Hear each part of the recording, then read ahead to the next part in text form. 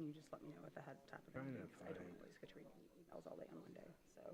Yes, I will try to think of those things. Yeah, this one is a pretty big deal. We're going to get started in about a minute here.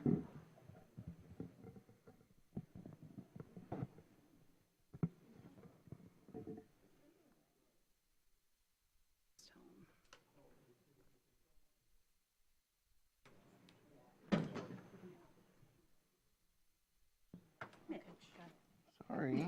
Sprawled everywhere.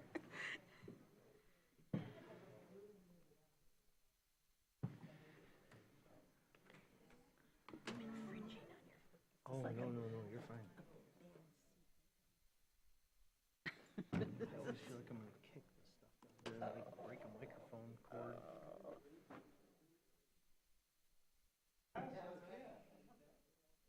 The number range, yeah, yep. Even put it in that text to you. Yeah, yep, I did at about 4:30 or so. Yeah, I should have brought coffee. Oh, you got it. All right, perfect. Yeah, okay. Okay, I'm going to call the regular City Commission meeting of Monday, July 6th to order. Please all rise for the Pledge of Allegiance. Allegiance to the flag of the United States of America and to the republic for which it stands, one nation, under God, indivisible, with liberty and justice for all. We begin, as always, by acknowledging the land on which we gather as the territory of the Ottawa and Chippewa peoples who have stewarded this land through the generations. Thank you for your strength and resilience in protecting the land and inspiring us to uphold our responsibilities to do the same.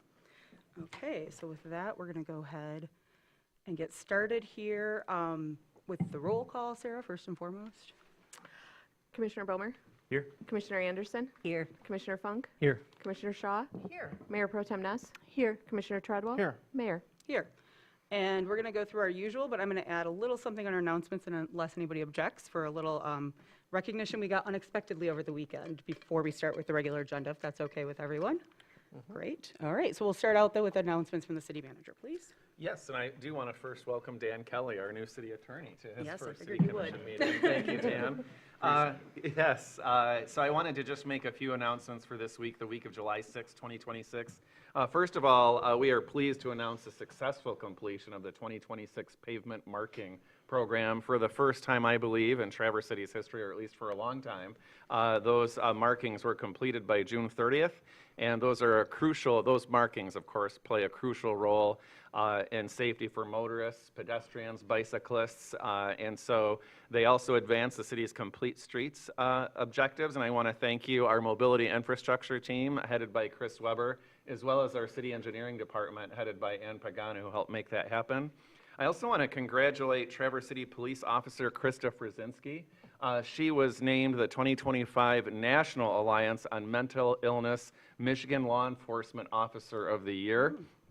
Officer Frzinski was recognized for her outstanding work through the city's Resilience Program, which supports individuals experiencing substance use disorders, mental health challenges, and homelessness. And we're grateful for Officer Frzinski's compassion, her dedication, and commitment to serving some of our most vulnerable residents. So thank you to Chief Richmond for supporting her in that work, and a special thank you to Officer Krista Frzinski.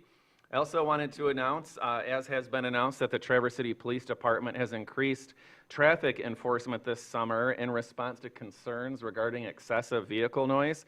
Officers are going to focus on violations such as excessively loud exhaust systems, tire squealing from rapid acceleration, and amplified music that causes disturbances. And the goal is to create and maintain a safe, welcoming, and enjoyable community for residents, visitors, and businesses, and those rules will be enforced with up to a $500 fine per violation.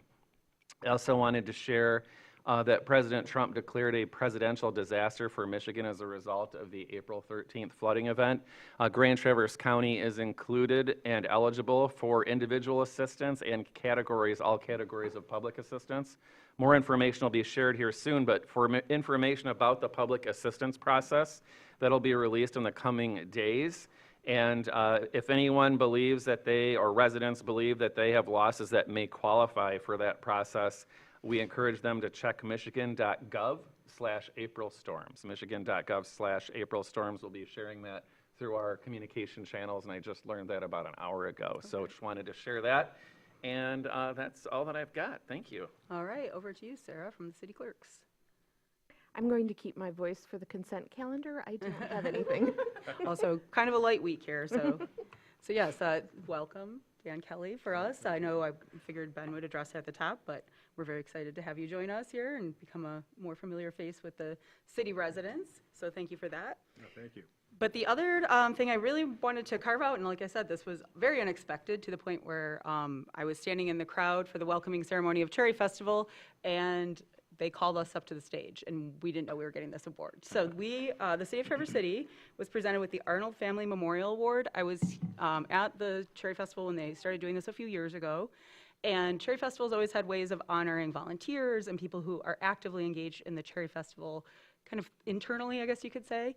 And they started by naming it after the Arnold family, who have been integral to the Cherry Festival and making it the event that it is for years and years, and thanking them for their unofficial official service. And so this year, the city of Traverse City was the recipient for the 100th anniversary. And so the thanks to us was for being wonderful hosts every year, for being the heart of the county and Cherry Country and everything else. I'll be honest, the way that when they were talking about all the coordination that goes in within our city limits and how the work gets done, I thought they were going to give it to Greg Bird. So I was sitting there prepared for them to say his name. And then they said the city of Traverse City. And I think this is a great testament to the work that our clerk's office does with all the permitting and coordination that both our chiefs do and both Traverse City Fire Department and Traverse City Police Department do on the ground, boots on the ground.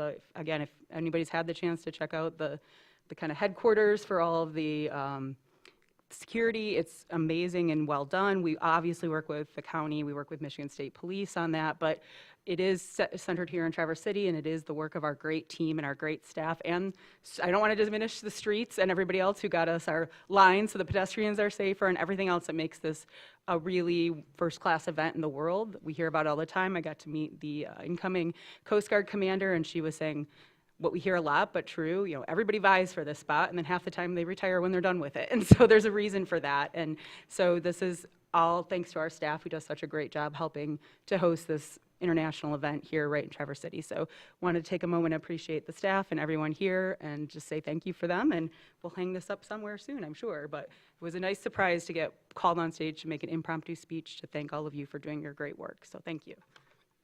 Okay, and with that, Sarah, now you're on to your big moment of the night. Forgive me ahead of time if I stumble over words. The purpose of the consent calendar is to expedite business by grouping non-controversial items together to be dealt with by one commission motion without discussion. Any member of the commission, staff, or the public may ask that any item on the consent calendar be removed therefrom and placed elsewhere on the agenda for individual consideration by the commission. And such requests will be automatically respected. If an item is not removed from the consent calendar, the action noted in parentheses on the agenda is approved by a single commission action adopting the consent calendar. 1, consideration of approving the minutes of June 15th, 2026 and June 22nd, 2026 meetings of the City Commission. Approval recommended. 2, consideration of authorizing the issuance of a new manufacturer, microbrewer, and small winemaker liquor license with on-premise tasting room privileges with Sunday AM sales, dance entertainment, and outdoor service area permits to Obligatory LLC, doing business as Stonehound Brewing Company, located at 750 East 8th Street, Traverse City, Michigan 49686, and authorizing the city clerk to issue such registration. Adoption and approval recommended. 3, consideration of adopting a resolution authorizing the transfer of ownership of a B Hotel liquor license with SDM privileges with Sunday AM PM sales, outdoor service, dance entertainment, and additional bar 1 permits currently held by Regency Midwest Ventures Limited Partnership, doing business as Park Place Hotel and Conference Center, to Park Place Hospitality LLC, and consideration of authorizing the city clerk to issue the related registration, allowing the operation of licenses and permits at 300 East State Street, Traverse City, Michigan 49684. Adoption and approval recommended. 4, consideration of adopting a resolution authorizing the transfer of ownership of a retail on-premise liquor license with Class C privileges with Sunday AM PM sales and dance entertainment permits currently held by Bronco 851 LLC to Pistoleros Mexican Grill LLC, and consideration of authorizing the city clerk to issue a related registration allowing the operation of the licenses and permits at 851 South Garfield Avenue, Unit 10, Traverse City, Michigan 49686. Adoption and approval recommended. 5, consideration of adopting to make permanent traffic control orders which provides for ADA signage as follows. Number 766, 300 East Front Street, northeastern corner at Park and northwestern corner at Boardman Avenue. 767, 200 East Front Street, northwestern corner of Cass Street. Numbers 768, 100 East Front Street, southwestern corner of Cass Street. Numbers 769, 200 South Union, west side, north of Bridge. Number, I didn't do a bullet there, 770, 200 Lake Avenue, northwest corner of Cass Street and north side of mid-block bump out. 771 Hull Street, west side of South Beta Station entrance and west side north of Beta Station exit. Adoption recommended. 6, consideration of authorizing a purchase order for the repair of a street sweeper with cost to be reimbursed by the insurance carrier. Approval recommended. 7, consideration of authorizing a blanket purchase order for asphalt as needed use for trail and street repair and maintenance. Approval recommended. 8, consideration of waiving the competitive bidding process and authorizing a purchase order for disposal services for street sweeping, storm filter cleaning, and catch basin debris. Approval recommended. 9, consideration of authorizing a purchase order for Google Workspace licenses. Approval recommended. 10, consideration of authorizing a purchase order for telecommunication consolidation services. Approval recommended. 11, consideration of authorizing a confirming purchase order for unleaded fuel for city operational use. Approval recommended. 12, consideration of authorizing a confirming purchase order for diesel fuel for city operational use. Approval recommended. 13, consideration of authorizing a purchase order for the purchase of a 2027 Ford E-Transit van with Rapid View IBAK sewer camera inspection system for use by the Sewer and Water Maintenance Department, and consideration of declaring a 2002 Ford E250 surplus. Approval recommended. 14, consideration of authorizing a purchase order for 3 critical spare pumps for the wastewater treatment plant. Approval recommended. 15, consideration of authorizing an amended purchase order for water meters. Approval recommended. 16, consideration of authorizing an agreement for consulting services in connection with her prior role as city attorney with Lauren Tribal through August 31st, 2026. Approval recommended. 17, consideration of authorizing a 3-year agreement for cardiac monitors for the fire department. Approval recommended. 18, consideration of authorizing an amendment to the agreement for critical building masonry and restoration repairs at the Front Street lift station for installation of rain gutters. Approval recommended. 19, consideration of declaring used illegal books as surplus and authorizing it for sale at market value to Lauren Tribal Lot. Approval recommended. 20, consideration of declaring various items and equipment held by the Fleet Management Department as surplus so they may be auctioned for sale. Approval recommended. 21, consideration of authorizing the right of entry for improvements on city property in connection with the Mill District project. Approval recommended. Consideration of 22, consideration of rescinding the social media site posting policy. Approval recommended. 23, consideration of rescheduling a public hearing regarding the Parks and Rec 5-year master plan to July 20th, 2026. Approval recommended. Okay, is there any commissioner that'd like any items pulled? Jackie, then Ken. Number 7 and number 16, I have questions on. Okay, 18. okay. Any others? Does anyone from the public, would anybody from the public like to pull any item that is not 7, 16, or 18? Seeing none, I'll bring it back for a motion. So moved. Move that we accept the consent Yeah, calendar as yeah. amended. Yes, there. Great, thank you, Lance.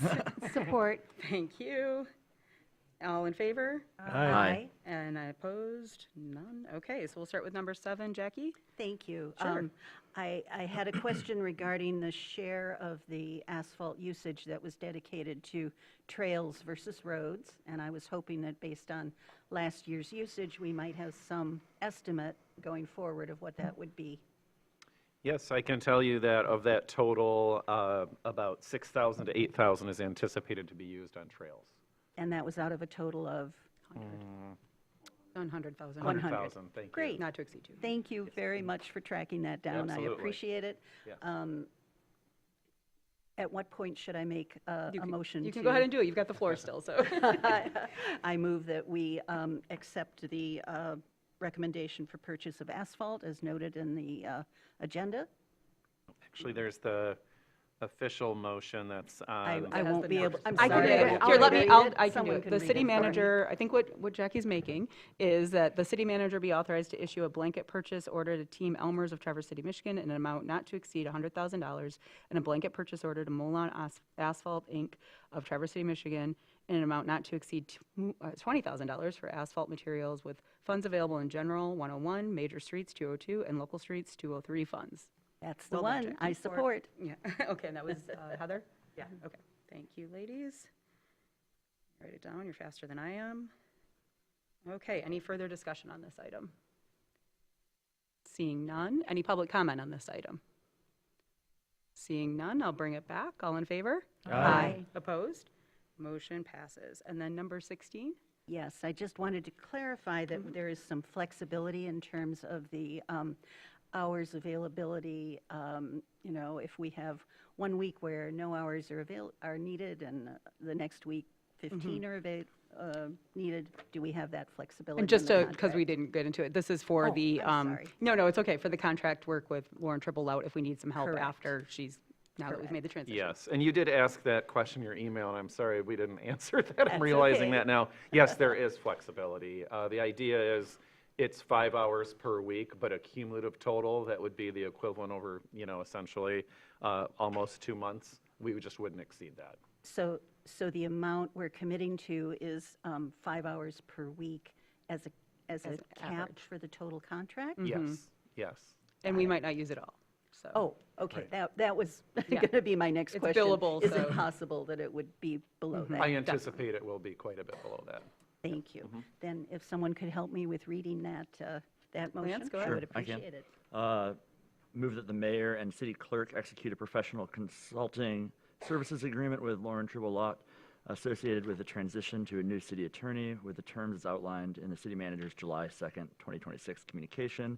With such agreement, subject to approval as to its substance by the city manager and its form by the city attorney with funds to come from the city commission's budget. Second. Okay, I'm going to do that for Anderson and Shaw again, although assist by Bomer. Any further discussion on this item? Seeing none, any public comment on this item? Seeing none, I'll bring it back. All in favor? Aye. Opposed? Motion passes. Okay, and our last one is 18, if I can read my own writing. Is that right, Ken? Yeah, yep, number Okay, 18. go right ahead, sorry. I was concerned about the cost of these gutters, $15,000, and it looked like there was a nearly $5,000 credit, so the ask of this was for the $9,965.56. Has this work already been done? No, this would just be the reason why there is the difference is we'd be getting a credit of $4,800 from the other work that they've done. Right, So the work has not been done yet. the work has not been done yet? Nope.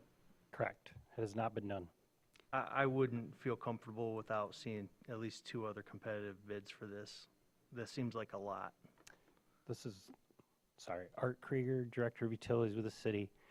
The general contractor did get 3 prices, and this was the best, most responsible bidder. There was one lower, but it was not by much, and it had a caveat in it where they had to go around some antennas that are up there for communication purposes back to the wastewater plant, and it kind of left everything wide open. So this was a complete price, and it is an ornate-looking building. It's special gutters compared to what you'd probably buy for a home, say. Okay. So there were 3 bids collected on this? Three And quotes. this, 3 quotes. okay. Yes. I guess I'm comfortable with it then. Okay, great. Do we have any other questions, or would somebody like to make a motion? I will make the motion. Thank you, Ken. I move that the mayor and city clerk be authorized to execute a contract amended with quality maintenance contractors in the amount not to exceed $10,962.12, which includes a 10% contingency $9,965.56 plus $996.56. Such contract as to its substance with the city manager, and it's formed by the city attorney with funds therefore available with the sewer fund, Fund 590. Second. And in supporting that, I'll say that the Front Street Lift Station is a fine example of the Art Deco architectural style, and as such is an important part of the historic character of our downtown. Yes, it is just for maintenance equipment and for pumping sewage, but it is a nice-looking building. That's true. Let's keep it that way. Any other comments on this? Go ahead, Ken. I had zero problem with the putting a placement of gutters on this building and protecting the investment that we're making in the restoration of it. I was just a little concerned that seemed like a lot of money, and if a bid process was put in place and that was the lowest one, then I'm fine with that. Great. So, Any other comments from commissioners? Any public comment on this item? Seeing none, I'll bring it back. All in favor? Aye. Opposed? Motion passes. Okay, so now on to old business, and the first one we have is consideration of a 5-year management agreement with Now Studio Academy for the Yes. Con Foster building. So go ahead, Formerly Ken. known as Parkway Theater. Yes. So at a recent city commission meeting, the commission authorized me and the employee team to engage in negotiations, if you will, with the folks who submitted this proposal. We've done that. The proposed arrangement costs the city nothing other than, of course, use of the building. This would be a 5-year agreement, and Studio Anatomy would provide community theater, music venue, cultural gathering space, and the intent is to provide year-round recreational, educational, and cultural programming with some free events each month and reduced cost events. So I'm really excited at how this will provide accessible arts. And you may recall, I just want to highlight, because we don't get a lot of comment from younger folks, but someone was here from a high school who said, hey, you know, we need some stuff to do to stay out of trouble. And I think that this is a really exciting opportunity. They are going to invest approximately almost $59,000 in building improvements. And the hope is to get started this fall, I believe, that they would actually open their doors. And while I anticipate that everything will run smoothly, it's a 5-year agreement.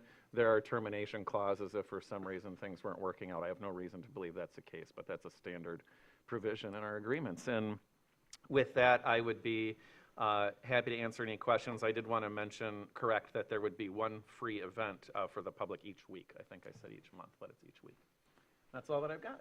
Do we have questions? Go ahead, Heather, and then Jackie. If we approve this tonight, do they get the keys to the castle, and so somebody can go in and clean the windows? Well, our Parks Department is going to take care of that right after Cherry Fest. Yes. Didn't quite make it, Yep. Heather. Jackie? Well, you didn't answer the question, though.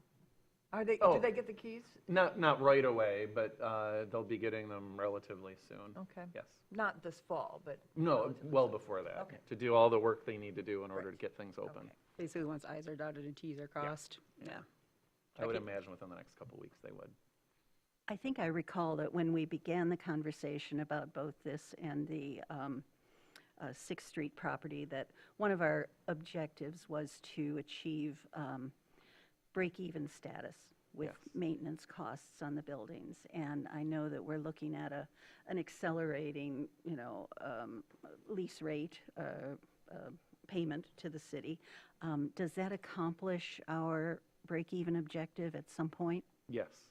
Yes. It At what point? At what point exactly? I mean, it's over the course of the 5 years, but exactly when on that mark? Michelle, are you able to answer that in this moment? Hi, Michelle Hunt, Parks and Recreation Director. So the way that the management fee is structured is that we took what the approximate utility costs have been historically, along with other costs to run the building, security, things like that. And that's the management fee that was designed, and it increases over the 5 years so that it doesn't, it starts out small and gets larger. And then they've had a conversation where if the utilities end up being more than that, then we'll go back to the company and have a conversation about what it really costs to run this building. So right now, we're comfortable with the management fee as it is designed because that's what we know it costs to maintain the building. May I ask a follow-up? Absolutely. So this covers monthly recurring costs like utilities, Yes. but it does not include costs of regular maintenance? It does. There's not a lot of regular maintenance in terms of anything outside of the utilities. I would say, like, there's the utilities, there's the security, there's the upgrades that we have to make to the roof, which we did, but really the fee that we designed incorporates the cost of running the building. Okay, so maintenance, standard maintenance like roof replacement and caring for the siding, sheathing, things like that are not incorporated in those calculations. Sort of. It's like we have like a buffer, but it's not much. And also one thing I will add is Benjamin has asked the team to look at creating a Con Foster Building Fund so that the money will be in this fund so that we will have money moving forward to make make improvements with the dedicated revenue coming into the city from this management fee. So everything is going to be housed in a fund, so we'll know exactly how much it's going to cost. That's wonderful. Thank you. Great. Laura, you were I have next. I have a question in the comments. I'm super excited about adding this amenity to our parks. But I do have a question. The staff memo gave great details about the operations and the programming that's going to be provided in the building. It didn't discuss alcohol service, though. And if I recall, we had some discussions about alcohol sales related to this particular project early on in the RFP process. And I just wanted to connect those dots since it was silent in the staff memo on alcohol sales. And are we going to establish a parks policy around alcohol use or sales in this building? Because I think the city has a current parks policy on alcohol, or is that individual to each park? It's individual to each park in the sense that basically beer and wine is allowed in all parks unless prohibited by resolution of the city commission. That's established in an ordinance. Okay. And then there are times where we have special events where hard liquor is allowed, but that has Yeah. to be approved by the city commission per your park and public land use policy. We will be establishing or having a policy that will govern alcohol at this building. Okay. That'll be something that's established through that management agreement. And so but you're right, when this was brought forward to the commission, when I recommended that we negotiate with these folks, I mentioned that alcohol would be part of that. And I know that some had expressed concerns. I didn't share those concerns because we have alcohol, frankly, all sorts of establishments within a tunnel's walk away. The marina, lots of boaters have beverages there, and so this is kind of just an extension of that in my mind. But will that detailed policy that you're talking about be coming back to the commission for approval? No, is that- that's part of the approval as to substance piece. If you have specific concerns, I'd like to hear them, but otherwise it's going to be a pretty standard, don't serve people when they're visibly intoxicated, which is, folks who serve alcohol are required to follow those rules anyway, but it would be grounds for penalty under the lease or revocation of termination of the lease. Quick question to follow up on that, and then I did see Ken and Jackie's hands go up too. Is this the idea then this would be a standard, like a standing liquor license, or is it kind of by event? And just because there's different types of liquor license you can apply for and get for, They would have to have a standard liquor license. Okay, and so that includes tip certification and other things that are regulated by the state, okay. And then Ken and then Jackie. This would be the first time that we've allowed this permanence in a park, as far as like the sales of it, that's what the understanding that I got from the emails that we received. And I'm always worried about the first time that we do something, because then other people are going to want to ask stuff too. So there's a restaurant right across the sidewalk from there that is that city owned and managed, that little cafeteria It's thing? city owned, and we give permission for them to run it. Is it unfair if they ask to serve alcohol now? I think that that's a very different animal in my mind. That's all outside versus an indoor venue. I mean, that's ultimately a policy decision of the city commission, but those are, in my mind, two different things. Just like I know it's not a park, but the Opera House has alcohol that's allowed versus, setting up a concession in a park. I don't have any any qualms about the evils of alcohol. That isn't what it's about. It's more about, for me, it's about, once we allow the first person to do something, who is the next person that's going to ask? And are we going to, is it important for us to allow for others what we allow for one person? And the first time we do it is when we set precedents. And that's the concern I have in regard to this. I totally appreciate the equity issue, but I have that distinction in my mind that's pretty significant. Jackie, go ahead. And my question was regarding precedents also.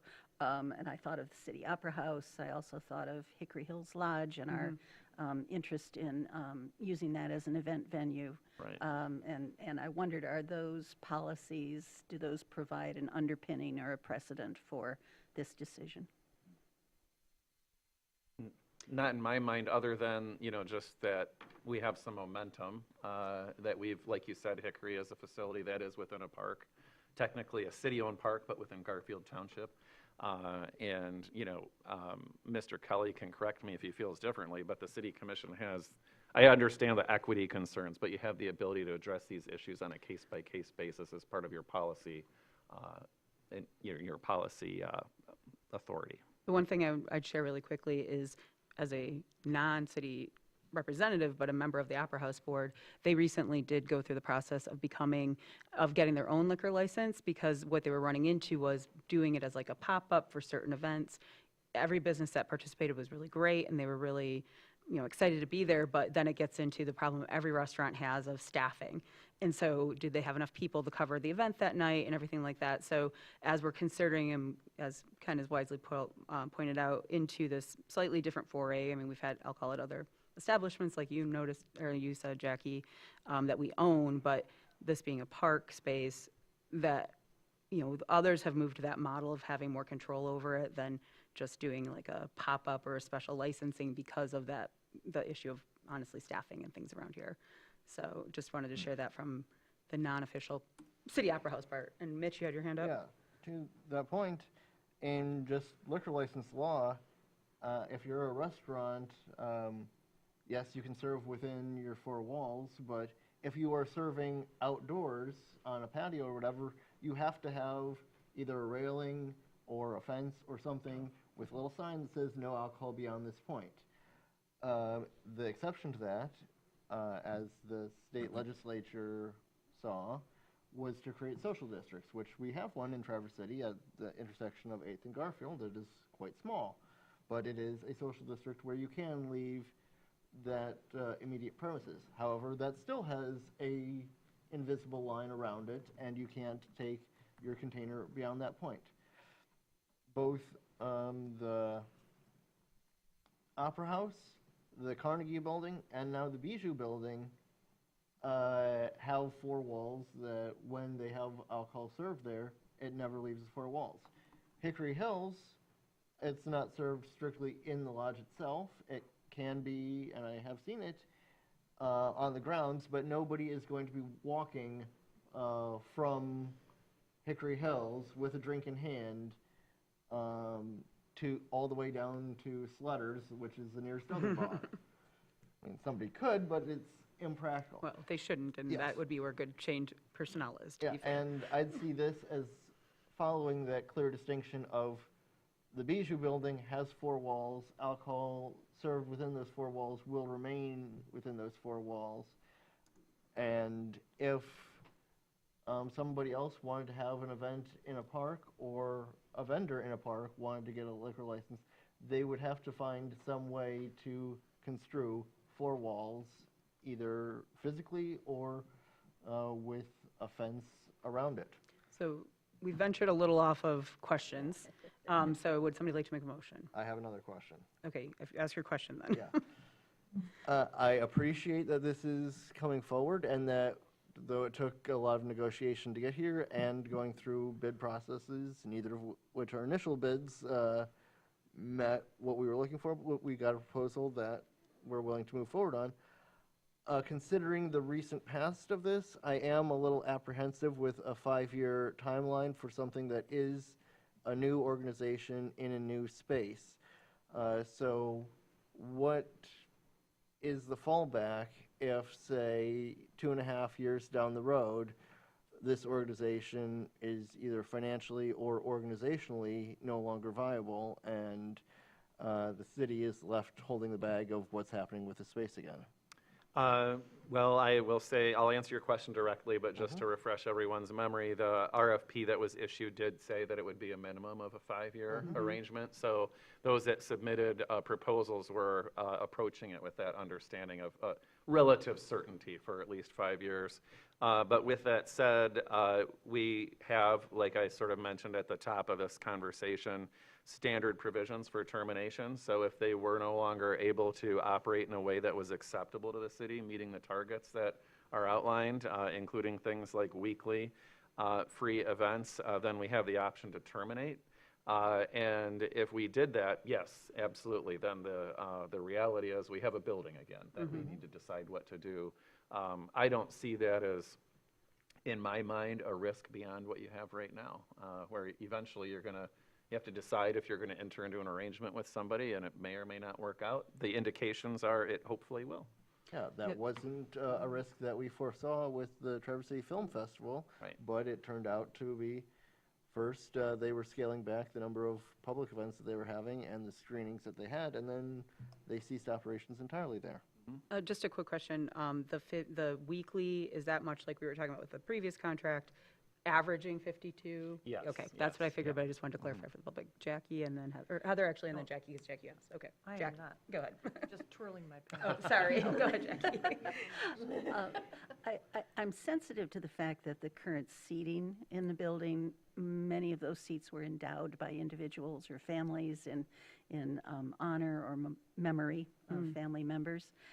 Is there any way to maintain our recognition of that contribution and preserve some elements, maybe the tags? Yeah, I appreciate your question. I'm going to ask Michelle to make sure that we address that with the folks that would be moving in there and do that to the extent possible. Thank you. Yep. Other questions? Go ahead, Lance. I'll make a motion. Go ahead, thank you.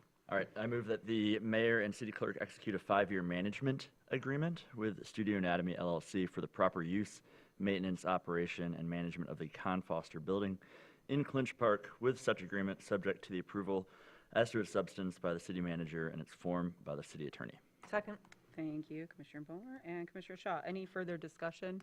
We did venture a little in discussion, but if anybody has any, go ahead, Lance. Yeah, I'm just very excited to support this. Having a free arts venue. I'm a former arts student myself as a kid, and I'm just excited to support this because we're giving our youth and our residents just another venue to express themselves. And we had resounding public support. If you all remember the probably hundreds of emails we got, and the also just almost hour-long of public comment that we had supporting this. So I just wanted to make that comment.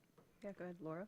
It's a great project, super excited about it, but I do want to tie up the loose ends with the alcohol service back to the parks policy and make sure that somehow in the policy, we note that there can be distinctions for separate management agreements. It just seems it is in a park, and that our policy should reflect that we are allowing this. Is there a way that we can connect that back to our existing policies? We can if you desire. The one context I would offer is that park and public land use policy is really specific to events. Okay. So not really like a philosophy on parks as a whole. Okay. If there is a desire for that kind of conversation, I would keep it higher level. Okay. But that policy is Okay. really specific to events. Okay, I'm comfortable with keeping that at a higher level. It just, and I know that we have policies for individual parks, so if we need to revise or amend the policy that we have for Clinch Park to address that we will be serving alcohol in the building, that just makes sense to me. And I can just tell you, because I know you wanted to have that loop closed, that the policy on Clinch Park is specific to the public bringing alcohol Okay. into the park, like as part of Okay. just sitting there on a blanket kind of a thing. Okay. Any other comments right now? I'm just going to say really quickly that one of the reasons why I won't say I stumbled, but I paused on Studio Academy is I have fond memories of Studio Anatomy, which was in one of our spaces that we've been losing downtown, which is why we're, to Lance's point and others, why we're excited to have this opportunity at a city-owned space. There's been a lot of places that have been incubators or third places or slightly second, but mostly third places where it's not expensive or there's a low barrier of entry or free to have some events. And like Benjamin mentioned, I spoke at the high school just a couple weeks ago, and that's the one thing we hear all the time too, is everything here is alcohol-based or it's late night, and what can we do as younger people to just go out and have some fun? And so I like that is right now the current name of it, because it harkens back to a place that I have fond memories of, and I know a lot of people do, and really the spirit of which we are kind of going for with this building. So I just wanted to give that 2 cents too of our kind of missing space that we're getting a little reclaiming on right now. So with that, I will go ahead and open up. If there's any public comment on this item, please feel free to address the podium. All right, Okay, we'll get this. go ahead. Well, we've said it twice. We want to have a space for young people to enjoy because they can't have alcohol, but we're part of we feel torn on this because there's going to be alcohol served in this. But this is also, it's required for the business model. We understand that. For them to be successful, there needs to be alcohol served at events. But we also want this place for young people to enjoy activities and spaces.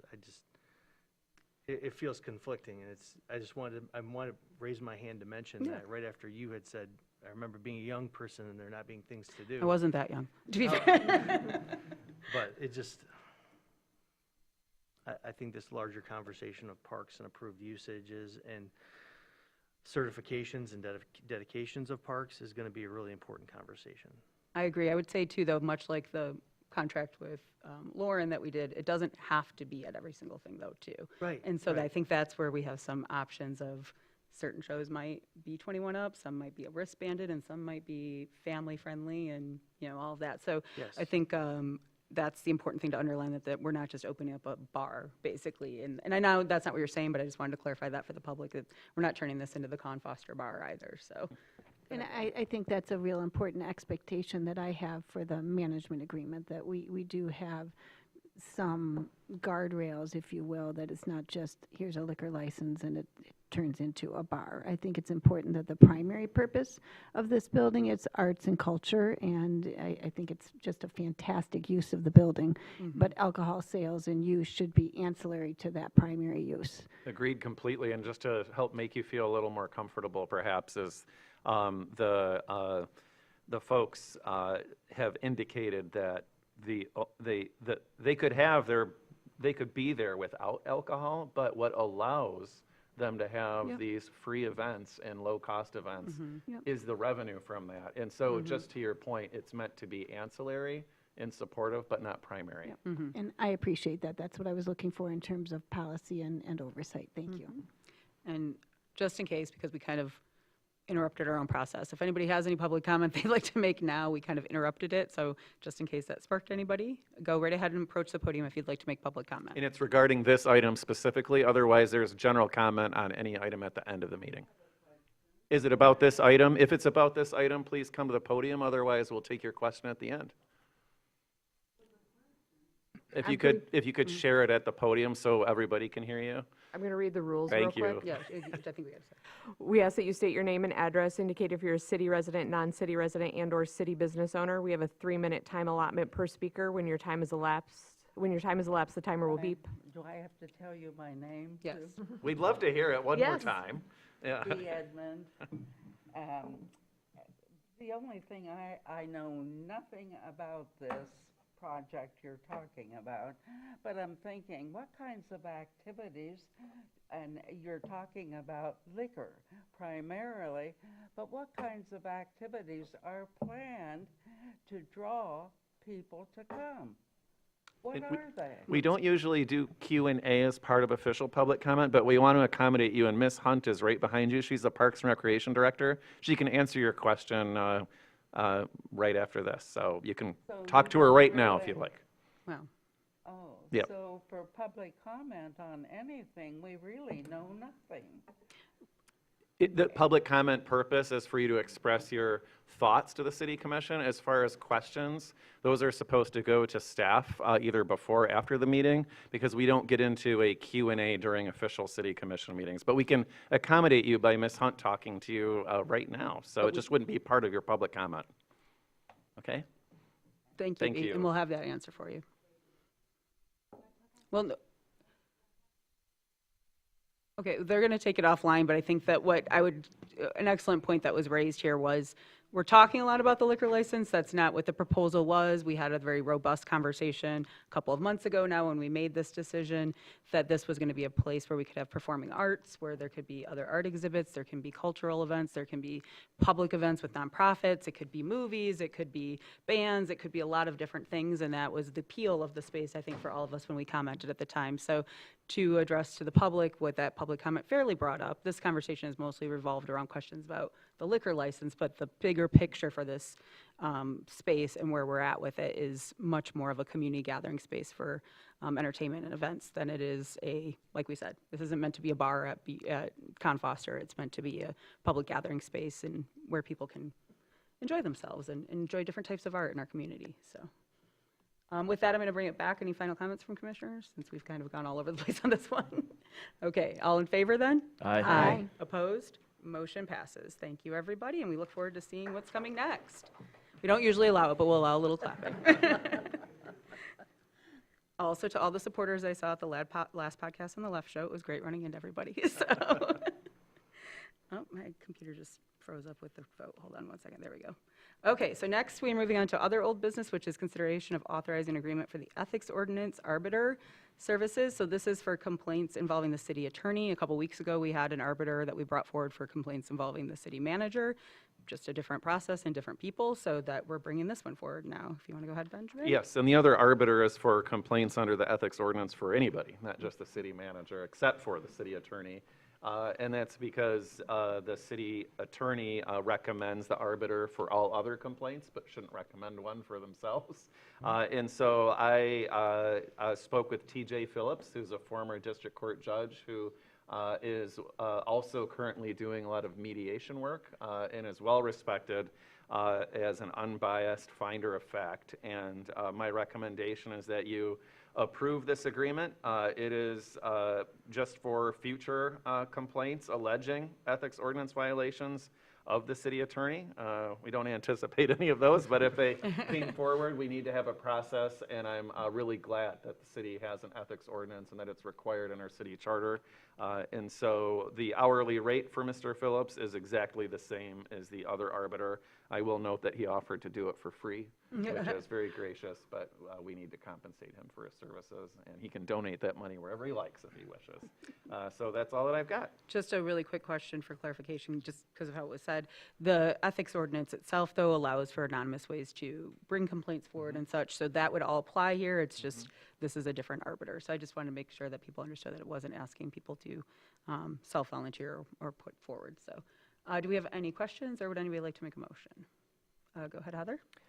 I move that the mayor and city clerk be authorized to execute an agreement with Thomas J. Phillips to serve in the role of arbiter for any possible future complaints alleging ethics ordinance violation by the city attorney under ordinance chapter 225, with such agreement subject to the approval as to form by the city manager and to substance by the city Support.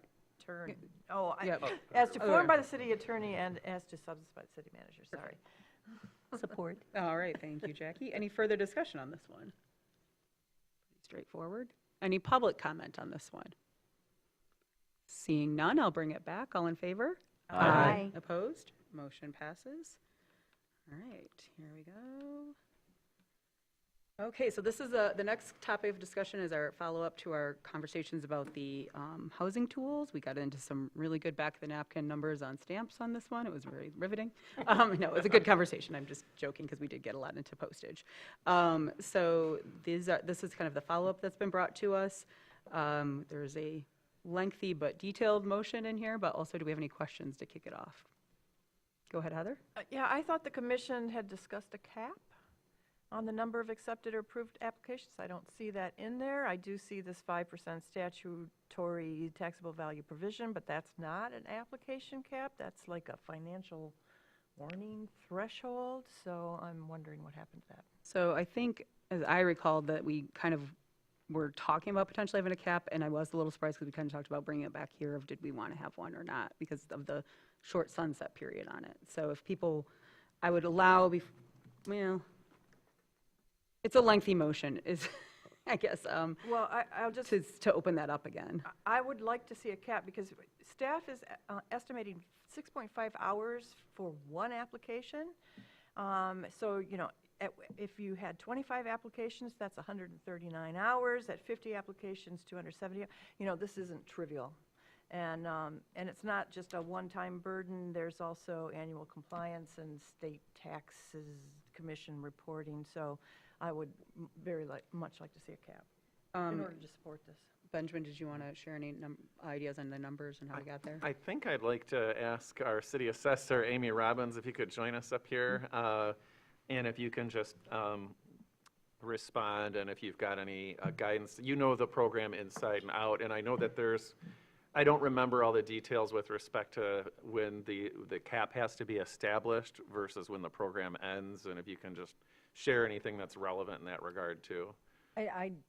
If you were to set a cap, I'm not sure that it would make a difference, because I'm not sure how many people we would get initially. I think I mentioned in here that I thought, 50 might be the maximum that we would get in a year, and that's about all the time we have. Ken, go ahead. Can we waive Robert's rules on this and go into discussion before making the motion? Yes, I will. We've been yeah. so good about following this where Today's been a little off anyway, so we it's can. It's questions first, then the motion, and then the discussion. And I think this warrants heavy discussion. That's where I was, I'm happy to open that up. To a point, I don't want us Yeah. getting too far afield. I think we can limit it to, is there consensus on wanting to see some kind of a cap or not? Because we did kind of leave that a little open at the last discussion to bring it back. So I won't over-abuse the Robert's rules here. I just want to make sure we stay within, don't go too far afield. So let's all Yeah. just keep that in mind. So Yes, please, Ken, you we still have have the floor by Robert's rules. these 22 pages were very informative and very helpful. I think this had answers to a lot of the questions that we had about what can we do and when can we do it and how much of certain financial and commitment requirements. The $35,000 to kick it off in order to send out the certified letters to everyone. I know there will be work involved we have to have a hearing on every single applicant that will potentially come forward with this. ADUs are included in this, and that kind of got my train of thought going on ADUs right now. We're capped at 10 per year. Do we need to waive that? And if we were to consider waiving something like that, We lifted the cap on ADUs. In 2017. Yeah. sweet. It's not an issue then. Learn something new every day. I just had to look over to double check, so don't feel bad. Cap. I apologize. So I think that's good. But this could be a discussion to consider design standards for ADUs coming through planning, potentially, if we might get a lot of applicants that are ADUs, and that was a very touchy subject, so I don't know if we wanted to get things moving with planning on that at all. Just something to consider. But I don't think that this initial cost, I was a little surprised how much staff time will actually go into this initially with the application. That could be a lot. Lance, go ahead. Yeah, I have a question. Just around that staff time number, is that a conservative number, a liberal number? Like, what are we talking about? Like, when you generated that? I honestly think that would be about an average per application as they come in, and then, of course, after the first year, You'll all know. you're doing is the auditing stuff, Right. except for new applications coming in, so. Okay. Yeah, so I think what I'm recalling to part of the conversation, certainly my thought on this, and I don't think maybe you are the person to ask, Amy, is we uncapped ADUs a while ago, and there was a concern that there was going to be this flood of them, but the reality is they cost anywhere from, on average, $200,000 to $500,000 to do, so not a lot of people have that just sitting in their back pocket, even with potentially this bit of tax assistance on it. So do you know how many we've done in the last year or couple of years for ADUs? If you don't, it's okay. I'm springing this on you. I think we saw 10 applications, and I want to say over 18 months since I've been helping. Okay. Yeah. So that's where I would say, we could say a cap, or what we maybe even adding a line of if this program was renewed, it would come back to the city commission to review the policy. My thought on this is that we have 18 months basically that this is going to be viable, and if we're getting 10 ADU requests a year, we might see a little bit more of an uptick, but the concern was that we'd hit like 50, and that seems like a bigger pull, and that just, to me, would be like, okay, if this is a program that's going to go on in perpetuity, or they get a 5-year extension or something from the legislature, we could always revisit it and have it in the motion to force that to be brought back to us if it is done, but. And I don't want to demonize ADUs on this, because, I mean, there are people that own multiple houses in town from when the market was a lot better, and they could afford to buy multiple houses, and they have been looking for opportunities to make them affordable to people, and getting rid of the homestead exemption, or the non-homestead exemption was the way to do that potentially. So if they, with a minimal investment into their house, into that second, third, fourth, whatever house, it creates that opportunity. So, I mean, I think this is a good thing. Yeah, that's a good point, because that applies to duplexes and such, too. Go ahead. Just recalling that conversation we had last time, where the flood also costs $5,000 for the owner of the, they have to put $5,000 worth of investment into the property after we pass this, right? So No, it was before. no, it had to be After- after. it has to be after. It had to be after. I wrote it down. Yeah, because I asked that question, I Yeah, remember yeah. that. And here it said 2022. If we pass this right now and they want this tax exemption, that $5,000 worth of work has to start after we've passed it. So Right. anybody who owns one right now and is working on it doesn't count. Yeah. That's correct. And so we've kind of got an artificial, like, financial cap I see in place. I totally get the concern, though, of, like, are 100 applicants going to come in? Is there a line that we could put in the motion that, I don't know, doesn't set an arbitrary number, because that's all we're doing is setting an arbitrary number, if we put a cap in, but allows us to revisit, like you had mentioned? Yeah, or legally, I guess we're putting you on the spot, Dan.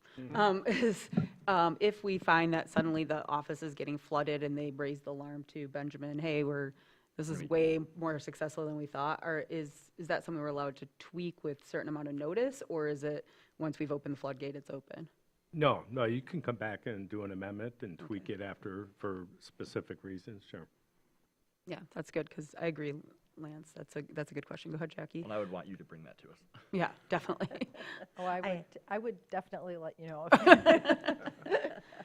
Jackie and then I Ken. had two requests. One was to support the idea of requesting of the Planning Commission that they accelerate their work on looking at pre-approved ADU plans that might make it easier and less expensive for people to pursue ADUs.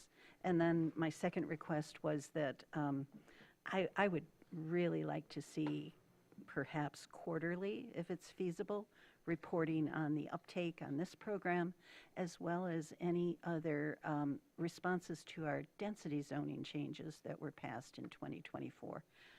That would be up to Benjamin to Yeah. instruct. Yep, we can, if you can make sure we talk about that in our next Thank you. one-on-one. As Ken? far as the request for the Planning Commission on them coming up with pre-approved ADU plans, I would recommend that you add that to a future city commission agenda, and then the commission can give that formal direction to the Planning Commission. Thank Yep. you.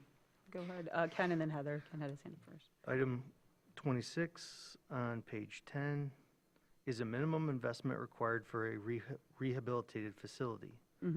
Yes, a rehabilitated facility must have renovation investment of not less than $5,000 on or after December 28th of 2022 to bring the property into conformance with the minimum local building code standards for occupancy as determined by the local governing unit. But it still has to be, it's after that date, but it has, on or after that date, but it has to be I'm okay with after that. they were. Yeah, the city commission has to Approve. adopt the program first, is my understanding. Yeah. And then they can start that kind of work. Right.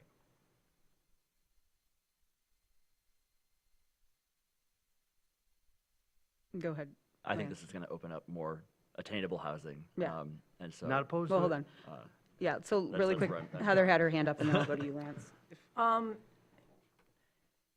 So So I know you ran on this issue, Lance, so maybe you talked, and you said you talked to a lot of people, and there was a lot of excitement about this.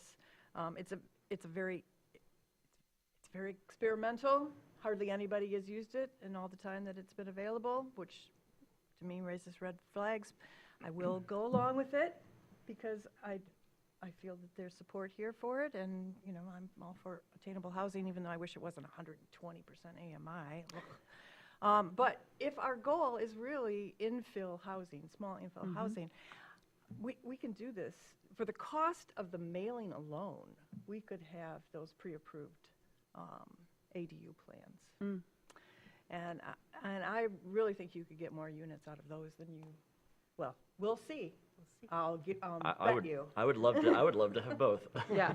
So really quickly, because I'd like to see us get to a motion now if we can, are we all good? Like, we've kind of had information of, we haven't had a ton of uptakes on ADUs. There is the $5,000 minimum.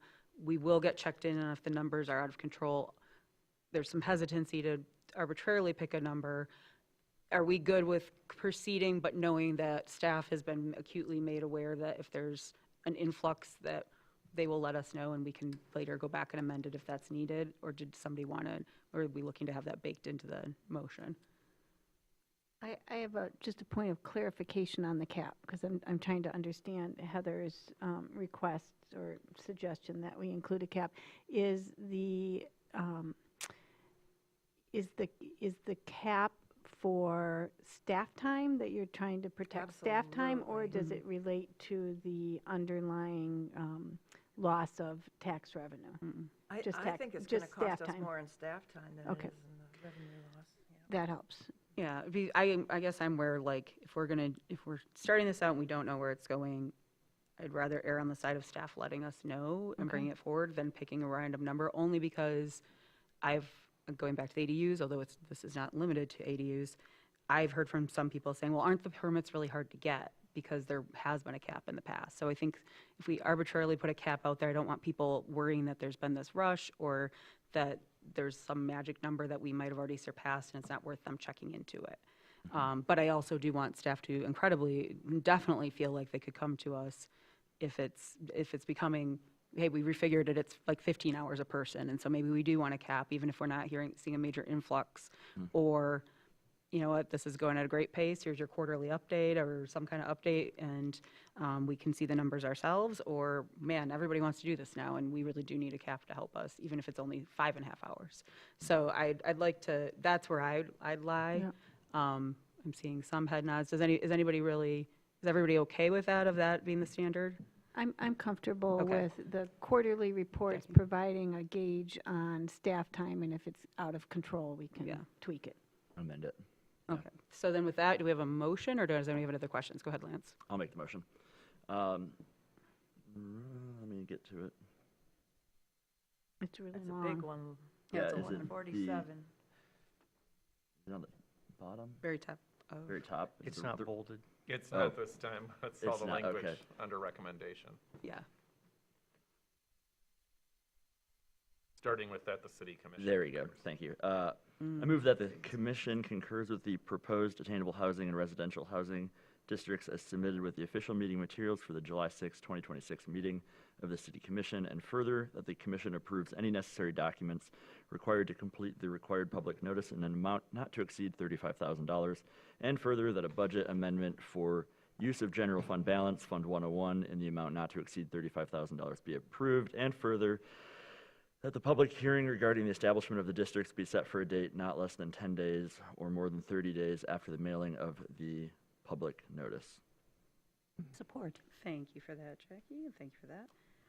More discussion. Yeah, I was going to say, now if anybody wants to discuss something other than caps, please feel free, although you can still discuss caps. Ken and then Laura. There was an additional cost potential for requiring an electronic signature potentially for this? That is part of the certified, isn't it? I'm not Isn't sure that what part- you're referring to. I'm sorry. All these letters are going to go out certified mail. Mm-hmm. There was a provision in here that I'm not 100% sure. I thought it showed that you may potentially, there'd be a small cost increase if you require an electronic signature for the certified mail. Anybody recall reading that? I think that was in the quote, and it had to do with when you send certified mail, If needed, if plus you need to have a $2.82. signature that they signed for it, Mhm. that would be the additional cost. Oh, like if we had to retain a copy of their signature? If Correct. we needed to verify the signature Yeah. Yeah. after the fact? And So the Postal Service requires the signature, but if we wanted to go fact check later, we would have to pay for that, I'm for just, the printout or I can't whatever, tell if that whatever was they do now. included in this because it's 78 cents for the letter and then $5.30 for the certified. And then electronic signature, if needed, is an additional $2.82. So I'm just trying to figure out if that. It's was not included. I don't anticipate that we would need to do that. Well, and that's kind of what was asking, like, do we need to do that? Well, we're required to get certified signature under the program rules. But as far as going back and actually verifying and saying, I want to see the signature, that's the $2.82, and I don't anticipate us needing that. I The mean, this isn't- retention of it? The I'm sorry? retention and actual showing the visual, No, that would just be if we had to like go back and actually verify, is my understanding. Because we're If there paying, was we're paying. litigation, for Go ahead, what? instance. Go ahead, Jackie, sorry. If there was litigation, for instance. Right. And the other side of that is, we are paying the United Postal Service to do it, so Yeah. they are collecting the signatures, and that is they're agreeing to get a signature before handing it over. So if somebody said, I didn't sign that, and we need to prove that they did, that's when we might pay $2.82 if somebody later on says something, but we don't automatically have those handed over to us, and we don't automatically need those because we are basically using the third party of the U.S. Postal Service and trusting in their process that they would not deliver a certified mail without a signature. And if you go to page 8 of that item in the packet, it says certified first-class postage, $6.08 per piece. And then if you go down and you look at the breakdown, estimated postage pieces, it's at a unit rate of $6.08. So it clearly doesn't show or reflect the $2.82 digital signature retention issue. right. Lance, go ahead. And the motion was to not exceed $35,000. Right, so if we did exceed it, we'd have to come back to us for approval anyways. Correct. No reason in particular why I would say no to this. I'm not gonna. I was just having a question about this, I guess, wonder. Yeah. So, Did you get a satisfactory answer? yes, Okay. I feel satisfied. Great. Thank you. Laura, you had your hand up. Quick comment, and that is a suggestion. I did receive a couple of calls and questions about the AMI threshold, and I just wanted to point out that it's clearly stated in the memo that that's not something we can play with. That the maximum is 120%, and that's what the state has said that, so that's not something that the city can lower to 80% or 100%. So I just wanted to point that out, and thank you, Amy, for clarifying that right up front. And then I have a suggestion. So somewhere we have this ongoing spreadsheet. I may have seen it in the budget. It might have come at one of our meetings with everything we're doing with respect to housing. I would really like to make sure that this program and the financial implications of this program is attached to that spreadsheet on an ongoing basis. I think it's important. It is a step Yeah, I agree. forward for the city, and I just want to make sure that those dollars are captured in that document. I support that, and I see Ms. Robbins making a note. That'd be great. Thank you. Go ahead, Heather. Also, as we are the largest municipality that's using this in the whole state, I think it's important to keep track of. And any metrics that we have as we're learning, I think it would be important as the state struggles with attainable housing. The region is struggling with attainable housing. As a nation, we're struggling with attainable housing. So if we have things we can learn and what we can track, I think that would be extremely beneficial, not just for us, but for others to learn from as well. Any other questions or comments right now? Go ahead, Ken. We were just talking about the AMI a second ago, and it specified that it's not, it's the AMI calculated by MISTA. Yes. Yeah. All right, I'm going to open up for public comment, so you don't have to keep standing there, Ms. Robbins, you're all good. Take a load off. Yes. I would like to make a comment. How's that? Oh, sure, go ahead. So you were talking about how this program hasn't been used very much at this point. I can tell you that the same thing happened when they had the Obsolete Property Rehabilitation Act program back in 7, 8, 9, 10, 11. I worked in Bay City at that time. There were very few across the state, and we actually, in Bay City, set up a policy, and a lot of the forms that are actually being used now with the Oprah program. So that could happen. I mean, it was ready to expire in 2013, and really? it got renewed. So it's just a matter of people starting to embrace it. That's great. Thank you. You're welcome. And great that we've got a veteran on this, too. Yeah. All right, any public comment at this time? Seeing none, I'll bring it back. All in favor? Aye. Opposed? Motion passes. All right, great. Lots of good work went into that, so thank you to all the staff, and thank you to Lauren Tribble-Lout, who's not with us, but I know did a lot of the early work on that, so. Yeah. Okay, next is our consideration of enacting the rezone of 10, well, I won't go through all the numbers. I'll hand that over to you, Benjamin. Yes, and the only reason this wasn't on the consent calendar because it was already introduced by the city commission, it's up for enactment, was it didn't move forward unanimously. So that's why it's under old business, but I don't really have anything to add. It's the same package you saw before, and this is the second and final step to approve it. Does anybody have any questions on this? I'll make the motion. Thank you, Heather. That the amendments to the Traverse City Code of Ordinances, which would rezone 1026, 1028, and 1040 East Front Street from HR, Resort District to C3, Community Center District, as recommended by the City Planning Commission and introduced on June 15th, 2026, be enacted with an effective date 8 days after publication. Support. Okay, I'm gonna give that to Funk. Tie, though. Good job, guys. All right, any further discussion on this item? Okay, seeing none, any public comment on this item? Okay, seeing none, I'll bring it back. All in favor? Aye. Opposed? Motion passes. Okay. On to new business, and now we're going to our continuing services contract with Resilience. So why don't you take that away, Benjamin? Yes, so you have a memo in your packet from me and also one from Parks and Recreation Director Michelle Hunt, and this is for design services related to an assessment of things that would need to be done to enhance shoreline stabilization and coastal resilience along Grand Traverse Bay. And I just want to refresh everybody's memory that the City Commission put forward, bless you, City Commission put forward a ballot proposal for use of $3 million of Brown Bridge Trust Fund principal.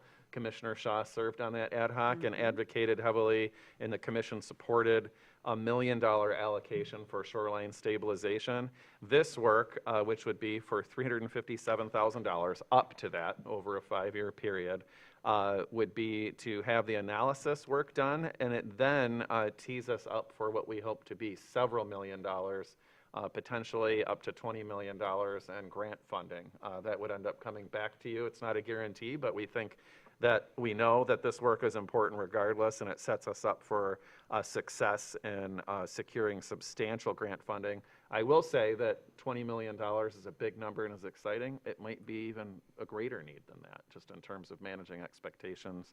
And so I just wanted to mention that the motion that's recommended should be modified slightly to state that it is a not to exceed $357,280 amount over the entire 5-year period.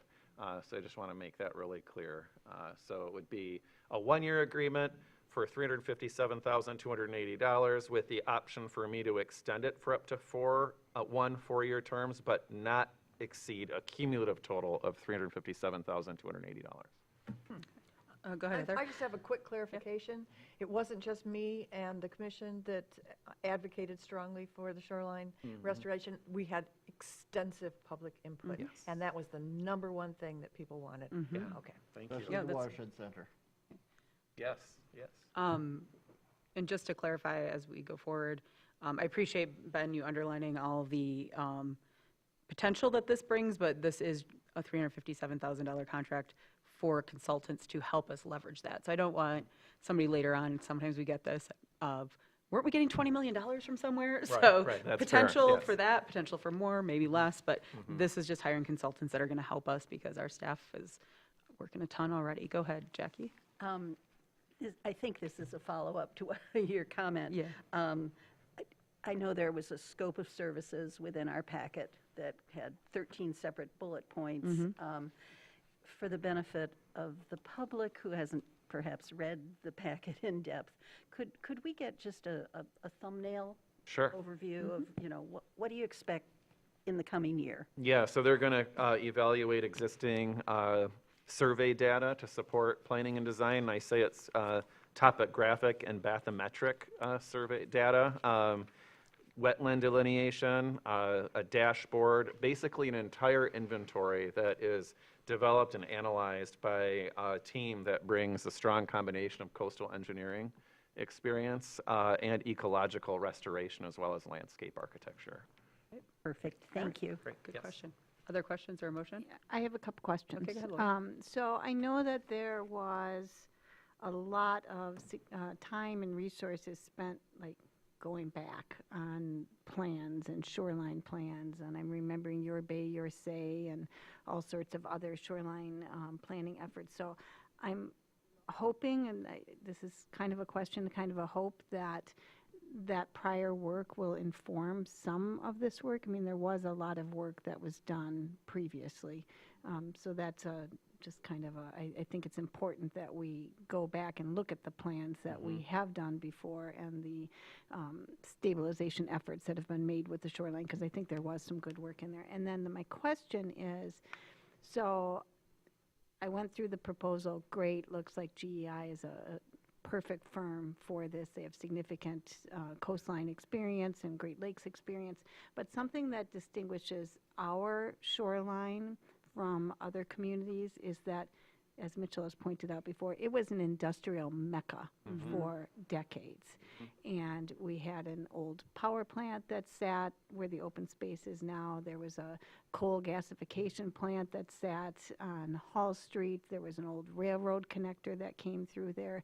Does GEI have experience with those types of environmental mitigations? I mean, there's got to be contamination on those sites. Yep. And is that included in the scope of service, or will that end up being an additional cost? Because that is a very complicated piece of the shoreline puzzle. Certainly. That's my understanding, but Ms. Hunt can elaborate further. Thank you. I appreciate the question because that came up, that was a significant component of our interview process. That was my next question, is was this discussed in the interview? Yes, it was, because we said basically everything you just said, like, hey, we don't even know what we're going to find when we start digging in the Right. open space. Yeah. And I think I said it exactly like that. And one of the reasons GEI rose to the top is how they answered that question and the experience that they have. Yes, they have experience working in Illinois and Wisconsin and other places around Lake Michigan, in addition to Michigan, but what we're finding out is the regulation is different all around the lake depending on what state you're in, and they have very good experience working with Eagle, which is important because our Eagle functions differently than doing one of these projects like off of Green Bay or in Illinois. And so it ties in with their ability to leverage the conversations with Eagle to have the conversations we need to mitigate whatever's going on underground at the same time, because the partnerships that are going to be involved in accomplishing what we have to accomplish are going to be extensive, and they have extensive experience doing that. And if anyone's interested, I can send some project examples of where they've worked in the past so you can get an understanding of where they've worked. But yes, to answer your question, it was a large conversation during the interview process, and we felt the most confident that they'll be able to navigate that and help us leverage funding. And is it included in the scope of Yes. service, and it won't be an additional cost? No, it is included. Okay, great. And I would love to see those projects if you could Sure. just send Yeah, those I'm to me. happy to. Thank you. Mitch, you have a question? Yes. The vast majority of public shoreline along east and west Grand Traverse Bay is city property, but are there opportunities for this to also include the little bit between the volleyball courts and the open space that is the Joint Rec Authority, or the section of shoreline that is the Great Lakes Maritime Academy? I think the Rec Authority property would be easy to incorporate through an understanding that we would talk to the Rec Authority about that for sure, being that it's another government entity-owned property. We didn't discuss the maritime property. However, the maritime property in its existence affects what happens on city property, so it will need to be discussed, but improvements aren't necessarily going to be proposed for that Yeah, property. They do have docks, and I don't expect they'll take their docks away, but I wouldn't want, especially with the Rec Authority, a situation to be to emerge where we've restored shoreline on both sides of that, but then we're left with a gap. I'd say, I don't know exactly how it works with the rec authority, but I would imagine we would approach them and we would say that we're not gonna go around you, or you're gonna be included, and I'm sure that would be easy to do. Good, that will be earning their keep. Some paperwork we'll do to make that happen. Yes. Do we have any more questions or, okay, go ahead. I'm interested, perhaps the city manager has some ideas on how we can best align this work with the riparian buffer ordinance work that's been going on in the Planning Commission for the last 5 or 6 years. Can we connect those dots? I think, yeah. I mean, let me connect with Leslie and Michelle and figure out the best way to do that. Yep. Thank you. And Leslie, don't let me forget, please. Thank you. Do we have more I questions? can make the motion. Please, go right ahead. But I want to make sure that I reflect the, Sarah's got it. Yeah. The amendment. Let me read an option for you. You There read you the go. option and I'll say so moved. Sounds great. Sounds great. That the mayor and city clerk be authorized to execute a one-year continuing services contract with GEI Consultants in the amount not to exceed $357,280, which includes a 10% contingency, $321,552, plus $35,728, with the option to extend annually for up to 4 additional years, with the total 5-year cost not to exceed $357,280. Such contract subject as to its substance by the city manager and its form by the city attorney, with funds therefore available in the Capital Projects Fund 447. So moved. And if I may, Second. I know. Wait, I need a second. Sorry. Yeah. Second. Okay. I know you Google chatted that to me, and I said it looked great, but I did miss that. We just want to make it clear that the city manager has the authority to approve those extensions. So if you're okay with language like that, we'll include that. I'm fine with that. Okay. Mitch, has Yeah. a second? Yes. Heather? And just to be clear, we're only spending 321, okay. 357, 280. Plus the- max, Total which over the includes that 5 guidance. years. Over the 5 years. Over 5 yes. years, Yeah. yes. Great. Okay. Other questions or comments, Mitch? Yes, during the last period of high water on the Great Lakes, we weren't as impacted as other communities. We did see some damage to West End parking lot at West End Beach. That has since been repaired.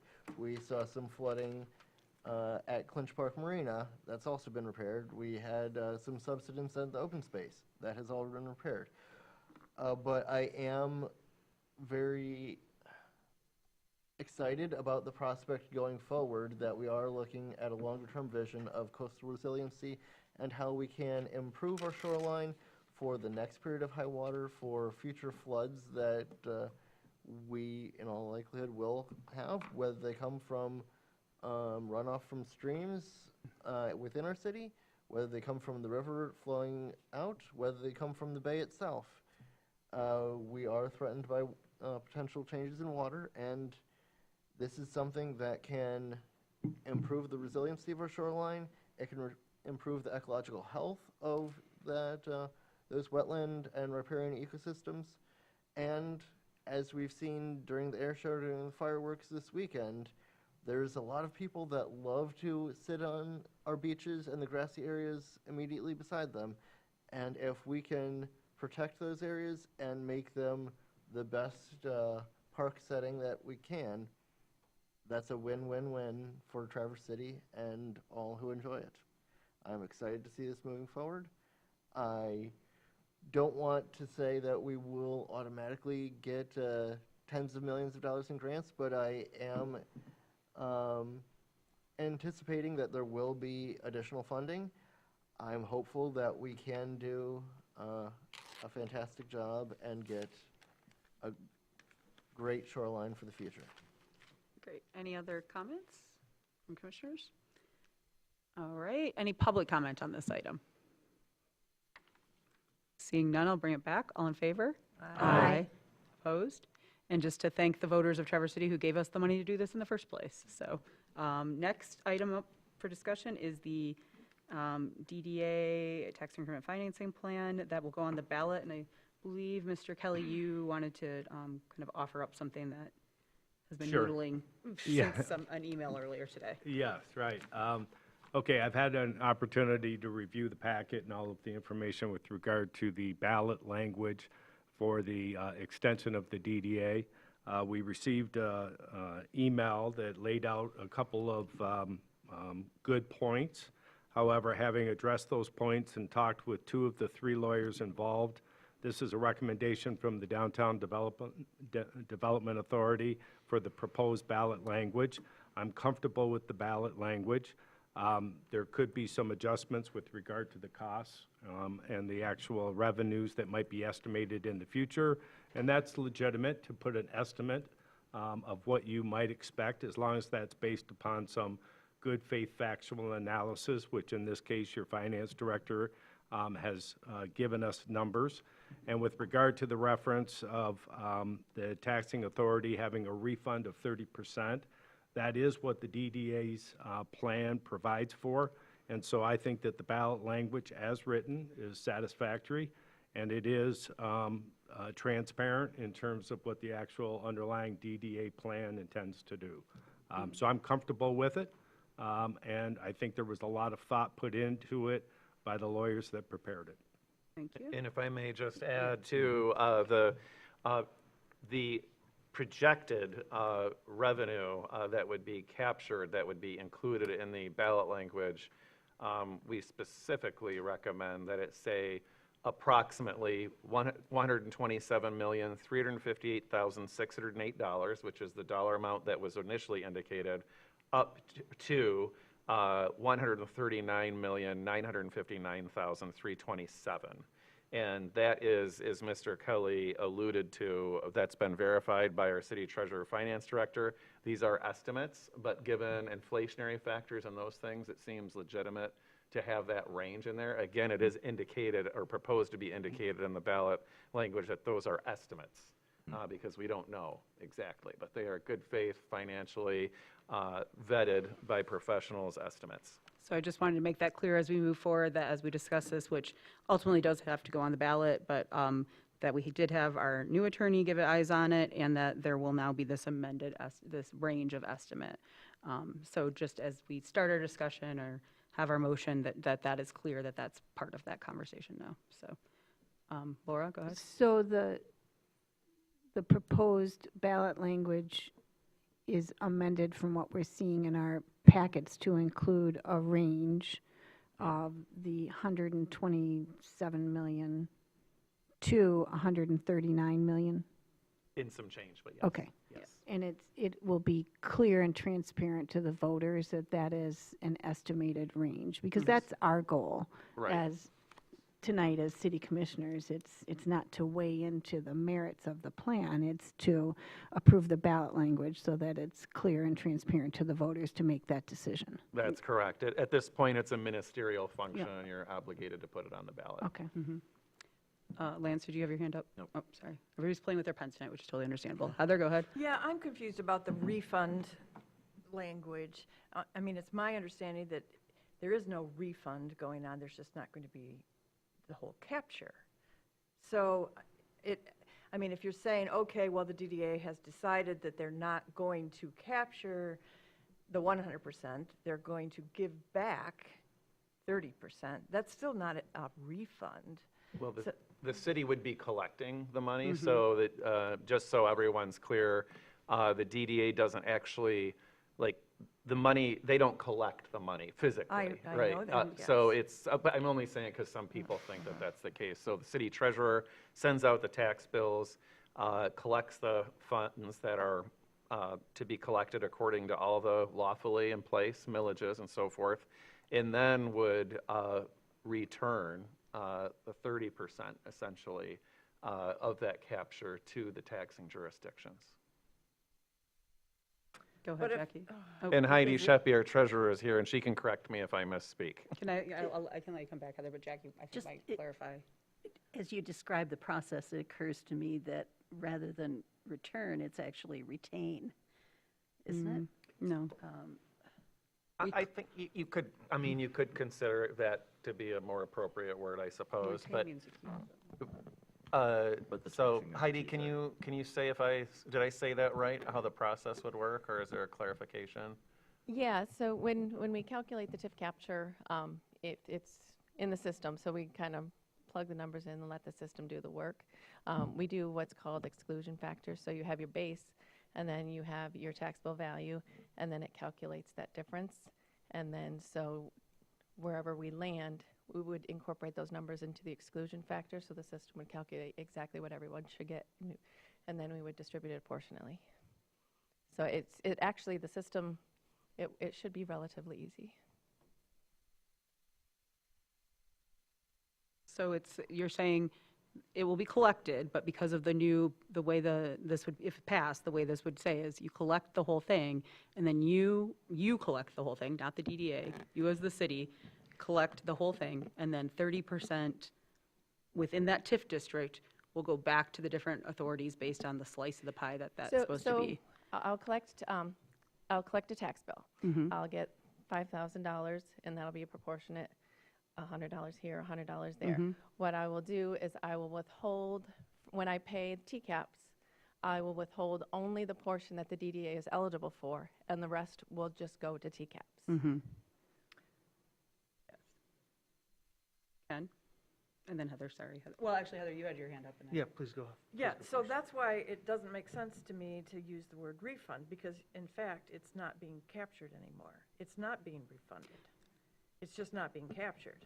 It's being captured and then refunded, correct?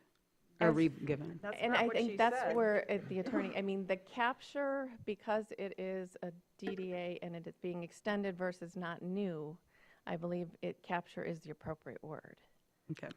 But Yeah, that's legal. As far as what the word is. So, I'm sorry, yeah.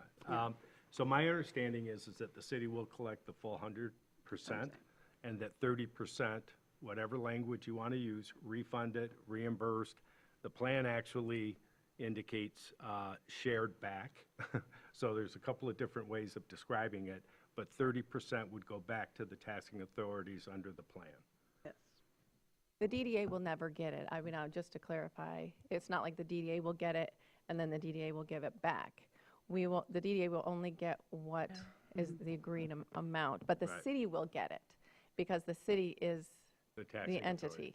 So the city will get it and we will disperse it proportionally as appropriate. I think the issue for me, we're all confused about this. And when you look at what Michigan election law says, questions submitted to electors, the language shall be not created, or the language used shall not create, this is really small, prejudice for or against the issue or the proposal. The question shall be clearly written using words that have a common everyday meaning to general public. And we're kind of confused about it. So maybe that's good enough reason to omit it then. It's part of what the people are voting on. So when we passed the policy, we said that we wanted the policy, that whatever went on the ballot with this charter amendment was going to be clearly explaining what people were voting on. If you take the 70-30 out of it, that's a part of the plan that they are voting on. That's a change from the current one that is not insignificant. I don't think that it was suggested that we take out the 70-30 part. We were suggested we take out the refund, that we're getting it, that there'll be a tax refund. Because if you were just a general voter and you looked at this and you read it and you saw, and in there you saw a tax refund, oh, that means I get money back. I'm more likely to want to vote yes to that, and that could potentially create prejudice. So I guess Shared could create prejudice. I mean, every word could create prejudice. I don't, I don't want to slice this too many ways, but I'm just kind of looking at it based on the confusion that it's caused for us. And if it's confusing to us, is it possibly confusing to electorates? Lance, did you have your hand up? No. Okay. Well, I guess I would also say that nobody else in the state does this because nobody else in the state votes on this. And Right. so we're kind of trying to figure this out as we go of what makes sense for being fair based on the policy that was set after this election was held to have this vote. So, I would think that leaving that out or being too vague about it would be unfair as well. So that this is changing from the 100%. So do we have? Can I just ask Go one ahead, more Heather. question? So I had 3 problems with this. One was that it didn't seem right that it was a refund, but okay, I get it. And my second one was that the number in there should be 70%, not the total, but since we're going with the refund now, it needs to be the total, correct? Yes. And my third issue was the accounting, the actual projected dollar amount. But with this new range that we're inserting into the ballot language, that is also covered, correct? Yes. Yes, because that will be the, Ben, you're. Mr. Kelly is shaking his head. Okay. Correcting that, what she's No, asking. no, I was not, sorry. Yeah, I'm sorry, is there a question? I missed it. Yeah. So my third issue was that, was the accounting proposed total capture over the 20 years and how that was accounted for. But now that we have this new language in the ballot, language that gives a range from the 2.3% to a somewhat like 7%, is that correct? Is the 127 million to roughly 139, is that accounting for the up to potentially 7%, Heidi? That is the difference between how we would calculate it to calculate the taxable value based on CPI and Mr. Bimber's calculations in regards to inputting in the taxable value and the uncappings. All right. And again, over 20 years, we can look historically, but we don't know what's going to happen in the next 20 years. No, but we do have 29 years of history here that definitely seems to point pretty clearly that 2.3 is not enough. And I will say that when we calculated our millage rates, we assumed that Headley would roll back with every year. And over the last 20 years, Headley did not roll back every year. So it goes both ways. So just in terms of clarification, because accuracy is important to me, this new range, the 127 million represents 100% of the tax capture based on the CPI or the inflationary index, correct? 100% tax The capture. 127 represents our Total tax our projection capture. of taxable value over the next 20 years based on CPI, not CPI and rolling back Headley accordingly based on the way that the city assessor would assess it when she's assessing tax bills going forward. That's But correct. with 100% But it's capture. 100% of the tax capture. Correct. The 139 million plus represents 70% of the tax capture using the 7% calculation. I'm quite certain that that's correct. Okay. So if you do the 7% average running historical experience based on what the taxable value and capture has been for the DDA, that adds up to like more $199 million. So the 139 represents the 70% The one- the expected 127 tax capture. So I just wanted to point that out for Yes. clarification. So it's not, it Well, is. no, I'm sorry, the 127 is the amount of tax revenue projected to receive by TIF fund on its 70% share over the life of the extended TIF plan, is what Mr. Bimber's memo says.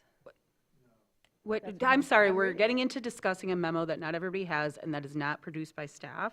So can we, Yeah, I'd just like us to have a very clear answer of what percentages are represented and what that range represents without referencing anybody Right, else, that's please. just the methodology And so the that we can numbers. understand it. What the 127 million represents is my understanding, it's 100% of the taxable value, the tax capture that the DDA that the city would collect. It's the 100%. I'm quite certain about that.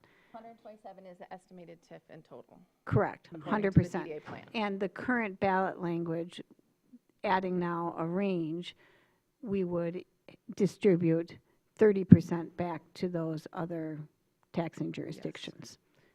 And we have a sentence that accommodates that. I just want to be clear that the new range does not, in fact, look at the historical experience of the 7% annual. Yeah, It does again, not. Getting to the ballot language, that's not my expertise. Yep, I got it. But the 127 is the total capture, but the DDA would only get to keep 89. Yep. million. But I think it is really important for everyone to understand, the public, the city commission, that none of us know. They- We Correct. don't have a crystal That's- ball on what the economy is going to look like, what our taxable value is going to Right. look like in 3 years, much less over 20 years. Right. And if you look at the 29-year experience that we've had, there's quite a bit of volatility in that. And I do appreciate the tables that were presented to us in terms of the taxable values over that course of time.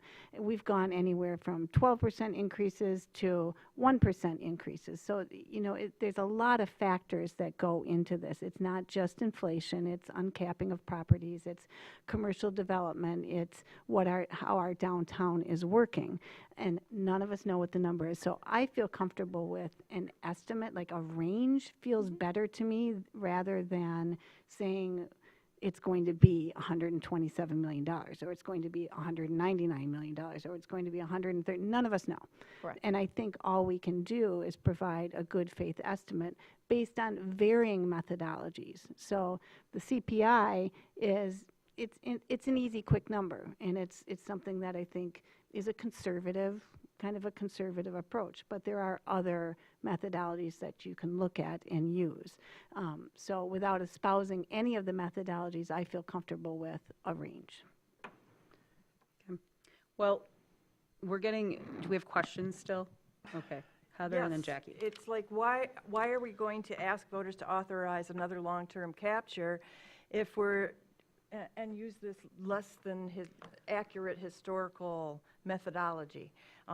According to the 7%, which could be a compound interest calculation. It doesn't have to be Fred Bimber's calculation. You could do the same thing with a compound interest calculation and get pretty close to that 7%, and maybe you'd get 6.9. But why are we giving it 139 million when the actual number is 199 million? So No. we're just, the range is completely skewed. That- I want to just respectfully say it is the best estimate that financial professionals can do. It's not skewed to But try it goes to, against the 29 years that we've been keeping track of. 29 years, we don't know what the next 20 will look like. We just And don't. it follows the state's prescribed. I mean, when we set the taxable value, we do it by what the state tells us to do, which is the CPI. So when we're setting it over the next 20 years, we're not going to use, we're going to use the CPI, but things will be taxed, uncapped, and taxable values will go up. But what we're going to follow is the state prescribed. So we calculated it based on how we would handle it and how we would do it going forward. There are things that are going to happen over 20 years. I mean, there's no question, and that's why we're not disputing a range, because this is where we're starting. This is how we would handle it. This is how we would project it. But we don't know what's going to happen over 20 years. So we have no issue with that range. And a question I would ask you, Heidi, and Mr. Kelly is, what is the standard approach when lots of millages, I'm using millages as an example. When a millage proposal is put on a ballot, it'll say, do you authorize a millage increase of X amount? And then it estimates the anticipated revenue. How is that calculation done? Very similar. Okay. Yeah. Yeah, I would a agree. brownfield would be done this way, and this Grand Traverse County brownfield has done numerous, and it's never been disputed or been an issue like this. And millages are a little easier because they only usually include the first year expected revenue. And I would also point out, you've adopted a policy that mandates certain language. I mean, 90% of this ballot is already adopted in your policy. What's not allowed or accounted for in the policy is this revenue sharing of 70-30%. So I think that what we're trying to do here, or what the language was trying to do, is to be transparent, to say that we're going to follow the policy. This is the language that's required to be in the ballot, but we're also going to let the voters know that there is this revenue sharing of 70-30%. And that's why it's maybe a little clunky, but if we're going to follow the policy, it has to work that way. Jackie? I guess my concern and question is, if we are going to provide a range, are we confident that we are calculating both ends of that range consistently? that we're comparing apples to apples, and that it's a meaningful range because of that. Again, I can tell you how ours was calculated, and we know how Mr. Bimber's was calculated. There are hundreds of ways this could be calculated. If you would like to see it calculated another way, I would need that direction, because, I mean, I could go in 20 different directions and then come back here and have the same, that's not what we were hoping for. So, I mean, if you wanted to offer a direction, we can definitely work on it, but this is how we had calculated it based on how historically has been done in brownfields and how it's been generally done across the state of Michigan. Not discounting the work that Mr. Bimber has put into it, we saw the logic and the rationale, and that's where the range came from. So I would suspect that using that kind of consistency is important for not creating bias one way or the other. Just using that consistent approach that has generally been used is important. So we're already moving that bar by using another fair but pointed out value that wouldn't necessarily be consistently used for a brownfield or something else. So I think that when we take this and when we're talking about this with voters, it's very important to be clear that where Heidi is coming from and where we are coming from on this as far as what's on the ballot is looking at the first bite at the apple was brownfield and how everything else like that is calculated, everything else that's been on their ballots in the past. We're also adding in this on average over 30 years. We've had in the last 15 years a couple recessions now. If that continues, we might see this be much lower. If we see the housing market crash here, we might see that go lower. So we're doing the best we can. This is a 20-year forecast, just like these other things. So I'm also going to remind everybody that it is our job to put this on the ballot. And so we have a policy that doesn't exist anywhere else in the state. We are doing this for the first time. We are trying to be fair about what's on it. Fair. So I just want to remind everybody of that. Mitch, you've had your hand up. Yes. I am not a lawyer. I'm not an accountant. We have both on staff, both here present, and I have faith in their expertise and their professional opinions on these matters. I trust that the numbers and information we have before us is fair and accurate and reflects good quality of work. But to that point, yes, we are in literally untested legal waters. We are the only municipality in the entire state that has any sort of charter provision that requires this. Not saying that you couldn't have a vote that would guide city, or village, township, county action on a millage renewal or something else, or even like this, a TIF. But we're the only entity that requires it. It can be potentially troublesome, but we won't know until it's actually before voters and something has happened. And if we end up in court, then that's what happens. And it will have to be for the courts to decide. As far as the financial protections, they seem reasonable to me as a non-accountant, but... We're not on DIB comments yet, so. Do we have any other questions at this time? Do we have a motion at this time, please? Understanding again that this is now including the range.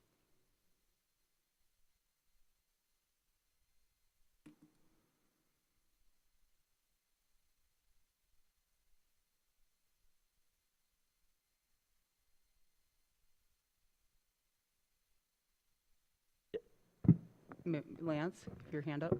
Yeah, I'll make a motion. Thank you. With that, I'm just trying to read this and see if I have to like amend it, is what I was trying to figure out. Oh, yeah. I'd be happy to, Is there any amendment to it, or does it just have to be as it is? I think as is, but then there's a little bit of language to add to clarify that there will be a range. It's just a very wordy motion, so. What's that? It's just a very wordy It motion. is, yes. That's written here. Okay, so that the motion that the resolution approving ballot language for a tax increment financing plan, which schedules a ballot question asking voters if they approve or disapprove of the Traverse City downtown development Infrastructure First and Development Tax Increment Financing Plan for the November 2026 election, with the ballot wording as outlined in the resolution submitted with the packet materials for July 6, 2026, meeting of the City Commission, superseding the ballot wording framework as outlined in Section 3C of the City of Traverse City Implementation Policy for Charter Section 28 TIF amendments in order to have the ballot wording articulate that 30% of the TIF capture will be refunded annually to the taxing jurisdictions during the life of the plan. Acknowledging placing this proposal on the ballot is a ministerial action, be adopted. And I would just suggest that you also amend the motion to say that the ballot language would say with a projected total capture of $127,358,608 to $139,959,327. I agree. Do you agree? Yep. Okay, so we've got a motion by Bomer, second by Treadwell. That is what's on the ballot. This is not debating the policy or if you agree with it. Does anybody have any clarifying questions about what's on the ballot or comments to that nature? Okay. Seeing none, is there any public comment on this issue? Please give Heidi a moment to leave the podium. Thank you. Fred Bimber, 1223 Randolph Street, city resident. This is an important question. You should really get it right. And if it's, you don't have to decide tonight what you're going to put on the ballot language.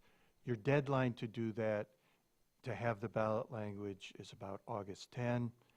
You could, at your next meeting on July 20, come back to this with a better understanding of the facts. The materials that we emailed to the commission last evening were extensive. We regret that it took that long to produce everything that we did that provides some analysis on this subject, but there are some complications to it. I would simply note at this moment, there's a good deal that I have to say that I would like to say. You can, under your rules, by sufficient commissioners agreeing, suspend the 3-minute limit on the time I have to speak. In fact, what your procedures actually provide is that I have 5 minutes to speak unless the mayor has decided to limit it to 3.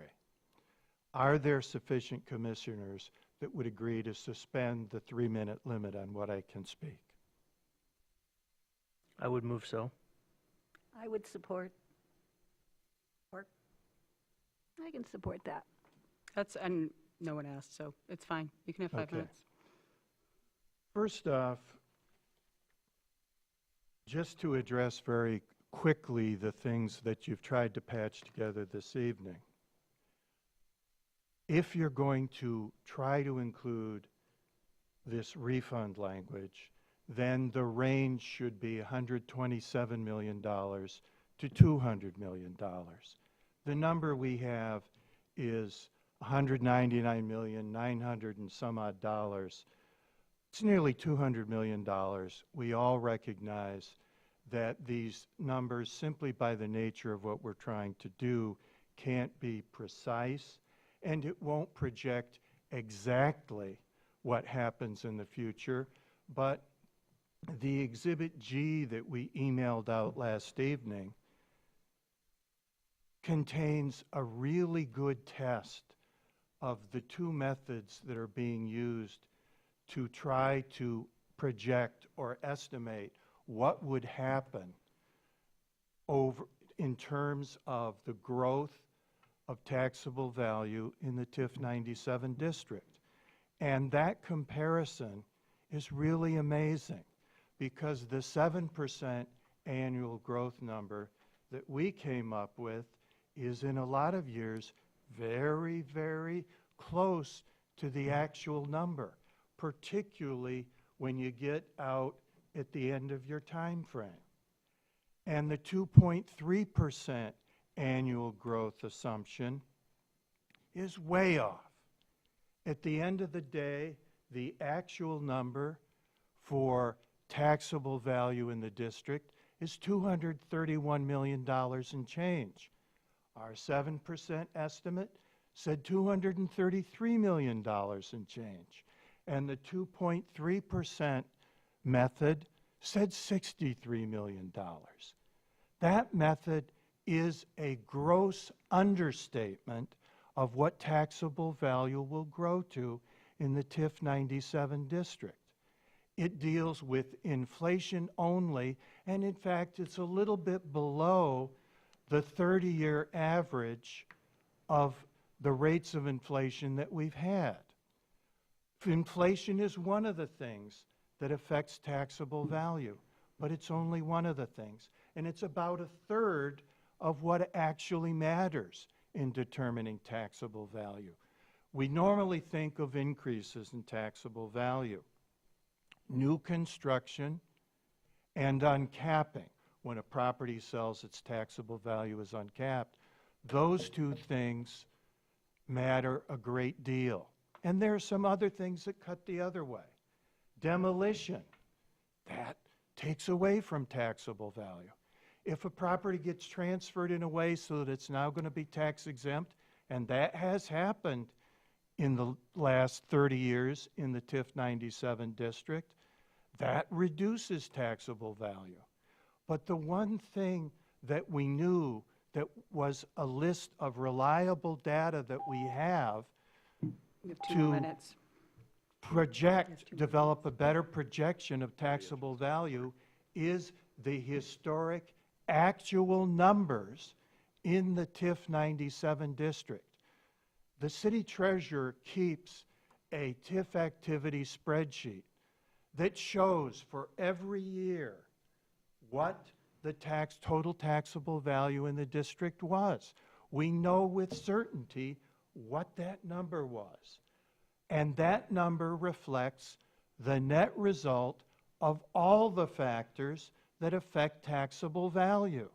So we can take that number, and the CPI number that's being used, 2.3%, that was somebody's calculation of a long-term historic average of the rate of inflation. We don't know that the rate of inflation isn't going to change over the next 30 years or the next 20 years. It probably will some. But that was regarded by whoever decided to start using it, well, we're taking a long-term average. If we want to try to project what will happen with inflation long-term or with taxable value to the extent that inflation affects it, that's a reasonably reliable number.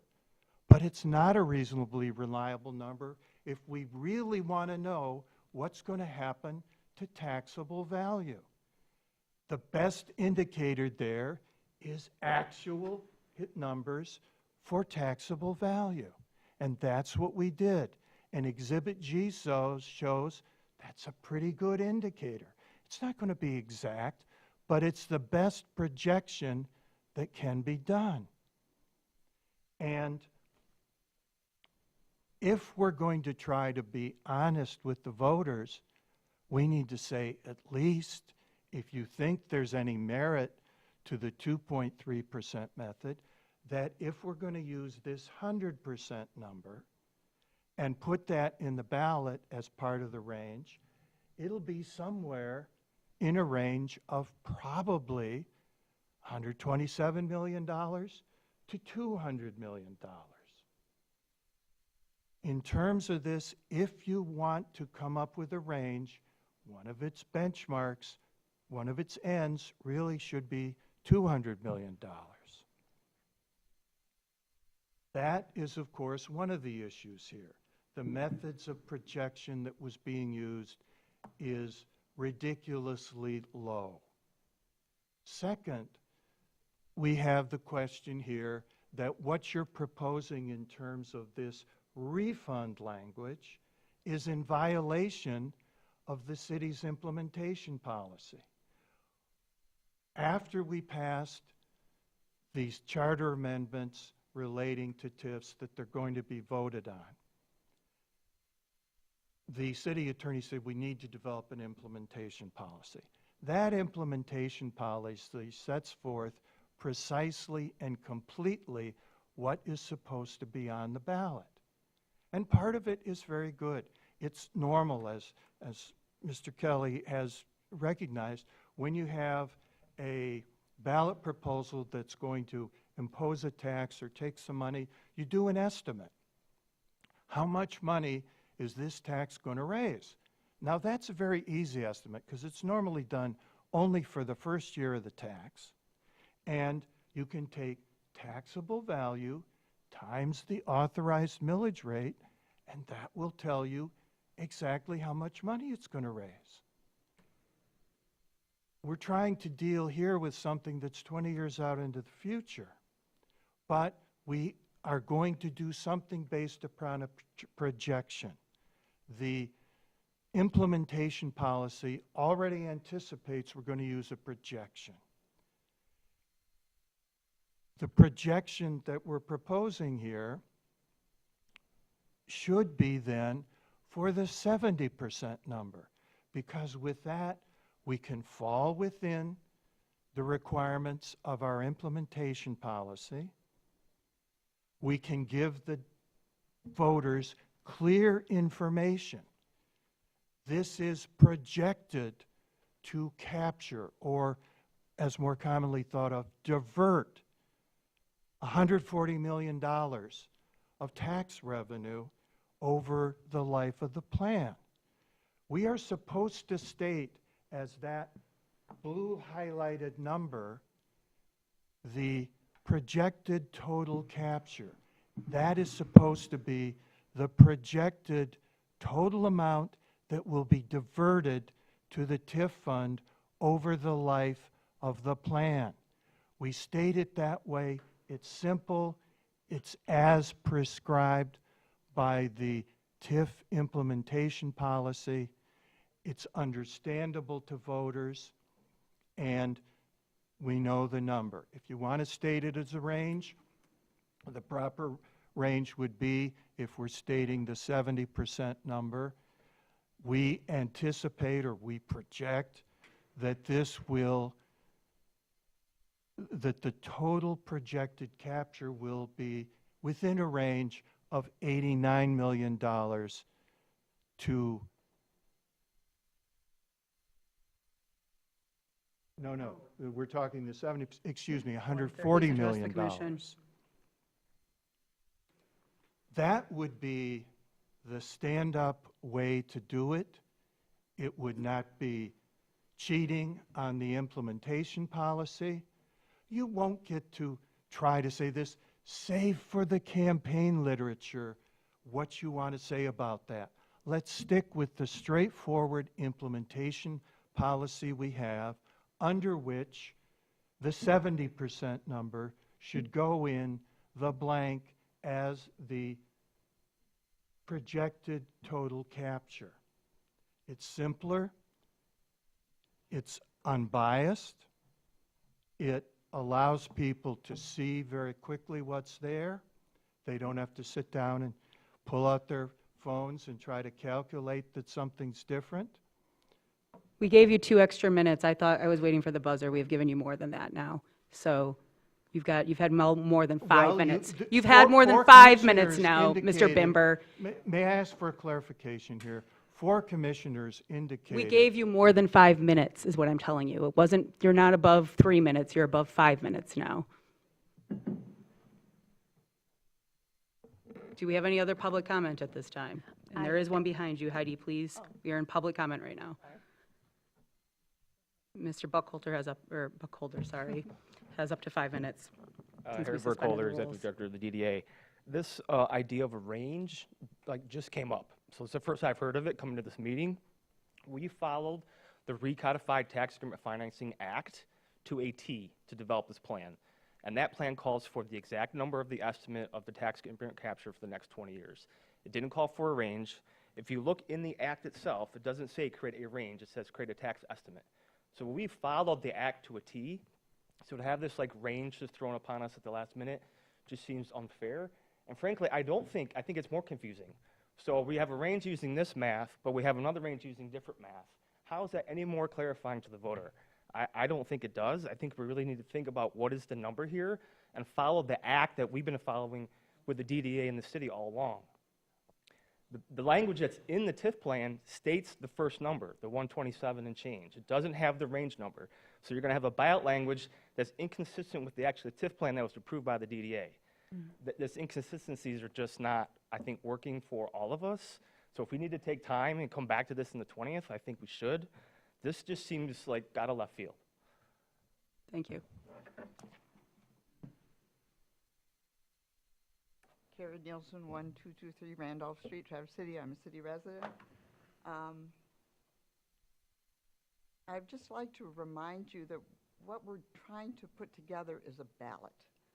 We're not trying to explain the whole program or define it or tell it how it works or how your office calculates. Please direct the comments at the commission. Excuse me, all that's irrelevant. As a voter, what I want to know is, what am I voting on? What are the elements of the plan? What's the time period? And very importantly, how much money is of my tax revenue, if you will, is being diverted to the DDA in order to do the things that they are telling us they want to do. And my understanding of the thing is that the best estimate is the 70% number, because that is what has been agreed to. And to put in other language, to put in the gross number of what you might collect and what the talk about refunds and all these kinds of things is only going to confuse the voters. That's information that should be in the campaign literature and other communications to the voters. On the ballot, what I want to see as a voter, and what I believe really is the intent of the implementation policy, is that I'm being told what you're going to do, how much money you want from me, if you will. And I also look at it where you're talking about diverting money and refunding it and all this stuff. Is we voted, the money, the revenue is coming into the government, to our government. And because of what the DDA's request is, a part of it is diverted. How much is diverted? It's that 70% number. The rest of that money goes where it, to the veterans and Beta and NMC, just as it would have gone before. We're simply taking a different percentage of it, if you will. But we don't have to spell that out on a ballot. That should be spelled out in campaign literature and discussions among voters and things like that. I do think this is new, it's important, and I would like to see you guys consider deferring this, giving time for there to be more discussion on this, and there's time for you to act on it at the next meeting rather than having to put yourself under the pressure of deciding it tonight. And I respectfully request that you give yourself the time to let that discussion happen. Thank you. Thank you. Any other public comment at this time? Seeing none, I'll bring it back to the commission. Heather? Harry isn't happy. Heather isn't happy. Fred and Karen aren't happy. God is smiling. I would support sending this back for more. We have to vote, so you can just vote no on it then. Why can't we? Because we have a motion, we have to vote on the motion to take care of it. Oh, I see, okay. Yeah. All right. I'm not saying you're right or wrong about that, I'm just saying that's the process. It's not my job to determine or even to discuss at this meeting whether this proposal is good or bad, but it is my job, our job, to get the clearest, most neutral description possible for this ballot language, and I don't think we're there yet. Jackie? I certainly support Commissioner Shaw on that. I think there is more work that can be done to make this transparent and understandable for the voter, and I'd like to see us take the time to do that. Can I ask a procedural question? You can ask a procedural question. If the motion fails, can we bring it back? Yes, at the next meeting. Yes. Okay. Okay. Okay, I'm calling the vote. All in favor? Aye. Opposed? No. I have more questions. Roll call. Commissioner Bomer? Yes. Commissioner Anderson? No. Commissioner Funk? No. Commissioner Shaw? No. Mayor Pro Tem? No. Commissioner Treadwell? Yes. Mayor? No. Motion fails, so we'll see it in the next business meeting, which will be the 20th. Okay, so moving, sorry, I can't get my screen to. Is it possible, because I'm assuming that I'm going to be helping maybe Yeah. draft some new language? So I hear that, is the range something that you're agreeable to, but more specific language? Is it the 70%, the 100%? Can I just ask the commission that?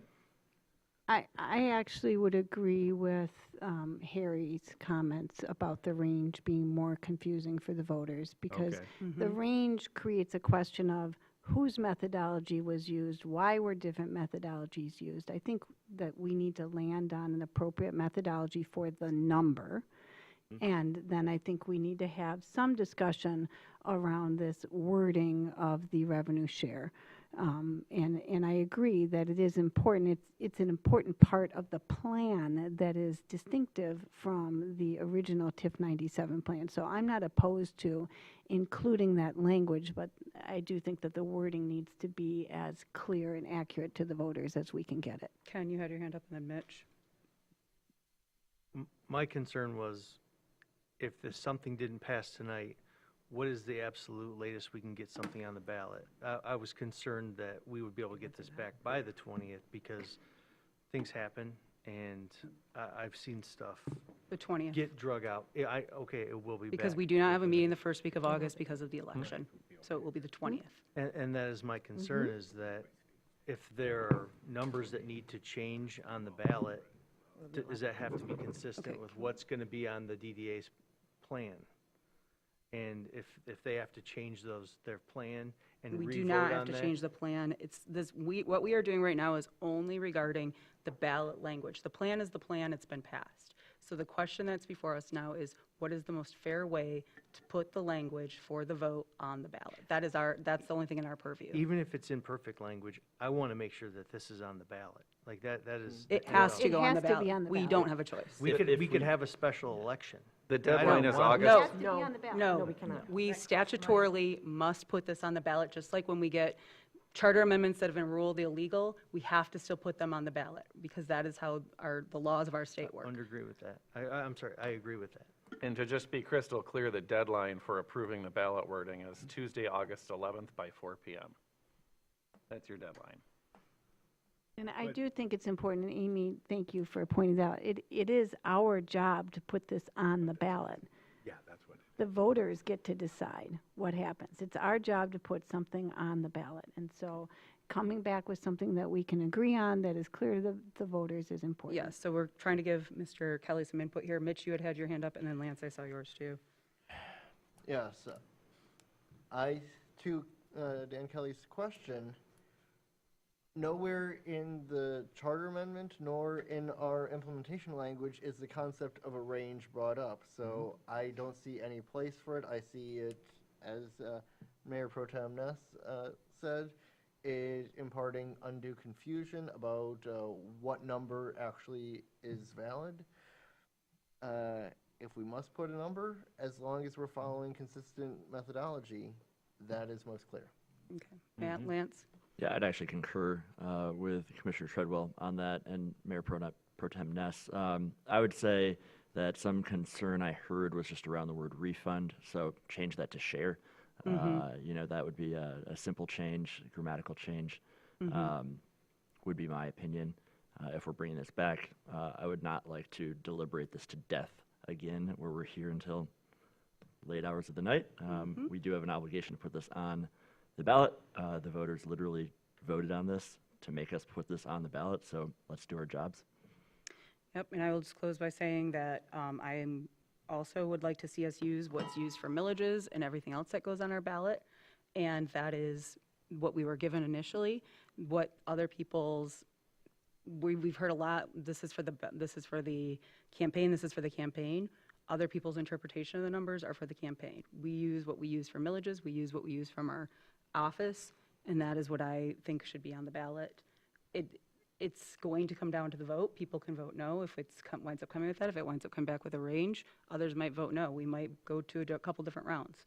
So that's part of the deliberation. We're not deliberating here, we're trying to give some clarification. So both Jackie and Heather, you've already spoken, so please keep it brief. This is for clarification for Dan, please. My input to Dan would be if we are finding this range problematic, that my preference would be to take the approach of up to a maximum so that voters understand their maximum exposure. We can't do that because we don't know what it would be over 20 years. We have, no one knows. Even if we went by the most conservative number, it could still go beyond that. Real estate can Then jump by 15% maybe they have to stop a year. spending. That would be my personal preference. Heather? Speaking to Mhm. Mr. Kelly, concern, I leave the range thing up to you. I think that Mayor Pro Tem and others, maybe it's confusing, Harry's confused by it. I leave it up to you. My concern is that 29 years of actual TIF 97 history shows that CPI 2.3% calculation is not even close. So I'm looking to see some different methodology on the number that comes up for the total capture. Thank you. Any final thoughts that weren't already shared? What for Mr. Kelly to bring back to us? Thank you. All right, then with that, clear as mud, I'm sure, for you, but we'll give you time to sit down and digest that.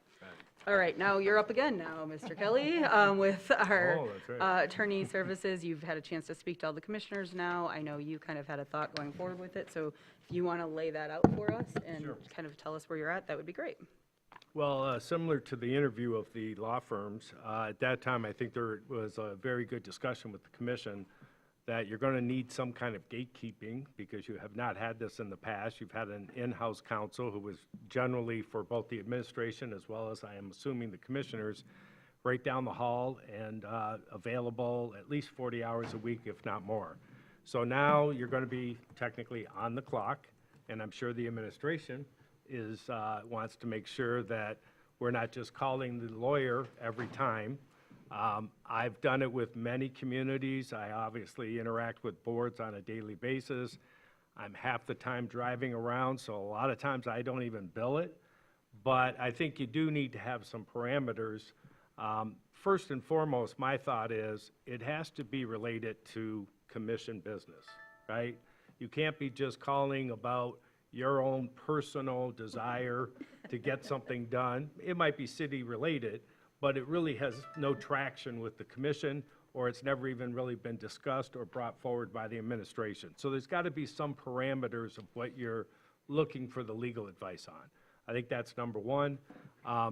Number two, I'm all about taking phone calls and trying to answer quick questions. So if you're in the middle of taking a look at the packet or the agenda, I think that should be available to the commissioners until abused. So I wouldn't shut it down completely. Some commissioners are going to use that more than others, and that's true with every commission, board, or council. So that should be one of the parameters. But the real issue, and I know that the administration's going to work out some kind of a policy for the employees of the city, which is great. That might include office hours so that there's a set period of time that we're available.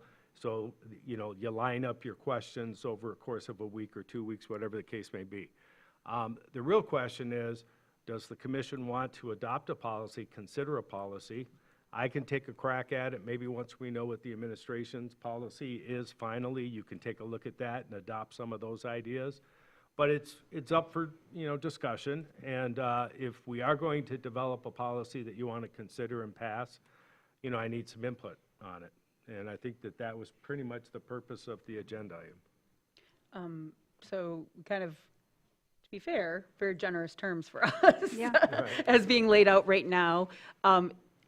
Checking in with everybody, are we wanting to check back in when we see what the city has? Are we wanting to kind of go forward? It seems pretty reasonable that, a quick phone call here and there, but anything substantial would be more dealing with business that already exists and not personal desires. And then we've already written in that we have quarterly check-ins with Mr. Kelly, just like we do with our other employees. And kind of take a gauge of where we're at with that. We're also going to be financially looking at things. Or does somebody want to start, do we think we want to start hammering some stuff out right now? Lance, you raised your hand, and then Jackie. Yeah, I was just, a couple things that I think I would love to see.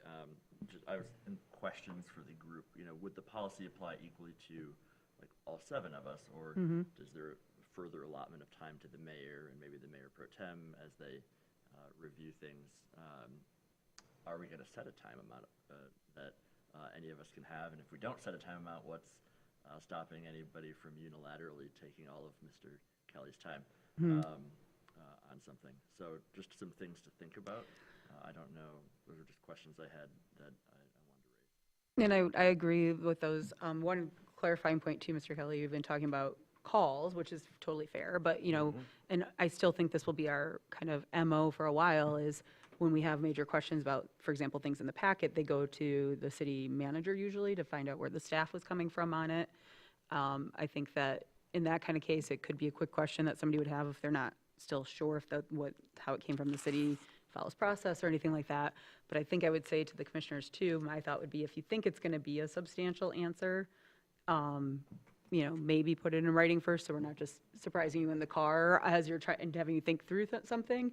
But I think that, I think the biggest thing that we're hearing here is, not just coming with things that are just our own ideas to tax hours on, right? It can be a quick check-in. So does that, I think and I'm just saying that to you, Mr. Hilly, as more of like, keeping that in mind as you're noticing our patterns and stuff over the first few months, and then can advise based on that. Does that sound kind of a that good makes succinct? sense.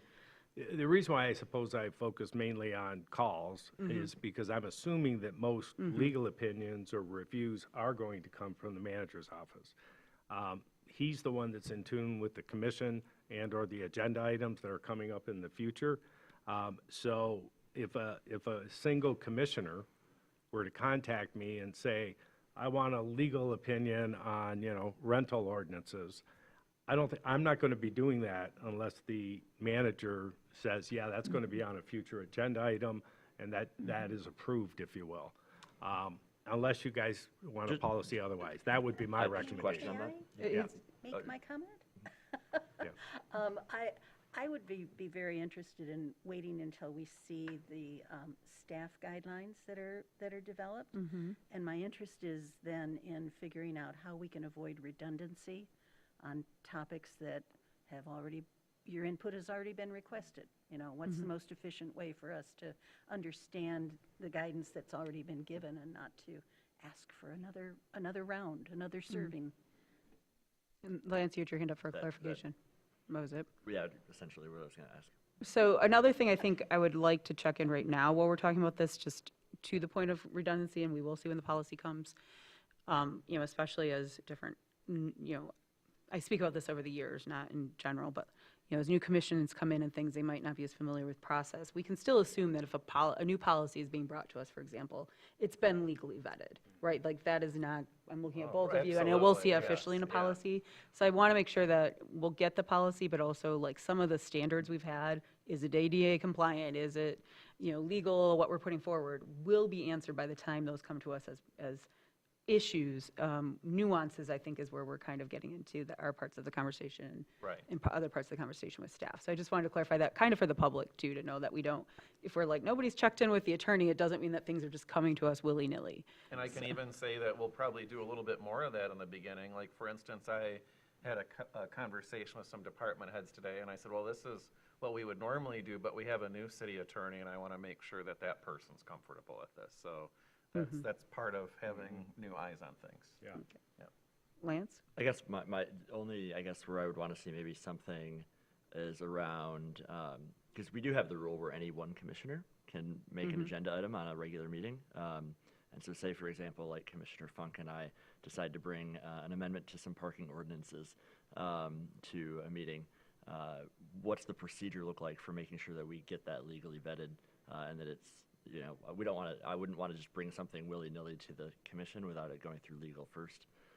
And we just don't have like a great policy around that. So could our policy be even, and we can still wait till we see what the city brings forward, Right. but the city staff brings forward. But I've thought about this for a long time too, is if any commissioner is putting an item on the agenda themselves, just like anything that came from staff, if it's a policy suggestion or a policy discussion, it should be vetted through legal to make sure it is legal to do in the state of Michigan. I think that if, I'm sorry. Oh, that's okay. I just wanted to say that I think, normally if a commissioner wants to bring something forward, we do an initial fly spec of it, but we don't spend a lot of staff time on it until we know a majority of the commission's interested. So I would say, other than really quick legal review, like for instance with your parking ordinance example, if he's like, well, this is a 20-hour legal research question, that Yes. should be, hey, Commissioner Bomer and Commissioner Funk have this idea, does the city commission want to have it legally vetted? Yes. And there would be that disclaimer, this hasn't been legally vetted yet, sort of a thing. I think that's a wanted better direction approach. on Yeah. how you wanted us to do that. And that said, though, I think that, because I've seen it a couple of ways. I've seen it come out that way. I've also seen it with with commissioners presenting factual slideshows that are factual, but with policies from Houston, Texas, or things that literally legally don't apply in the state of Michigan. So I appreciate the fly spec on a lot of things. I think that serves the purpose of, hey, this is the idea, can we go forward with it? But I'd still like an up or down of like, I wouldn't even put this forward, first glance, I wouldn't even put this forward to the city commission because 3 of these things are illegal. Like, I still want that kind of, a little bit of gatekeeping so the horse isn't out of the gate before we even start a conversation. So I think to Jackie's point, we're talking about some of these ideas, so everybody can still contribute some more, but I'd also like to also see what staff's ultimately looks like, and we can kind of use that as a framework. But for adding our own pieces, if anybody has other things that they'd like to see right now, and again, we check in quarterly, so we can always plan, what is it, plan, check, adjust? So. Plan, check, verify. There you go. No, it's a different system, but verify is good too. Others, ideas or anything that people are kind of itching about? Go ahead, Laura. Yeah, so I'm comfortable waiting to look at the staff policy and kind of looking at what the framework for that is. But I do think that the policy for how city commissioners access legal services is very, very different than how, what the staff expectations are, because we have potentially a gatekeeper model is what we spoke about during the interviews, and how we interact with the attorney is very different than how staff interacts, because we're not looking to use a gatekeeper model. I liked Dan's approach in terms of, from a big picture policy standpoint, that it needs to be, our interactions need to be on relevant city commission business, not individual agenda items. I think that's important to incorporate into a policy. I also liked your suggestion that if we have questions specifically about agenda items, that's fair game, and that makes a lot of sense, and I think can help to streamline some of the conversations that we have here.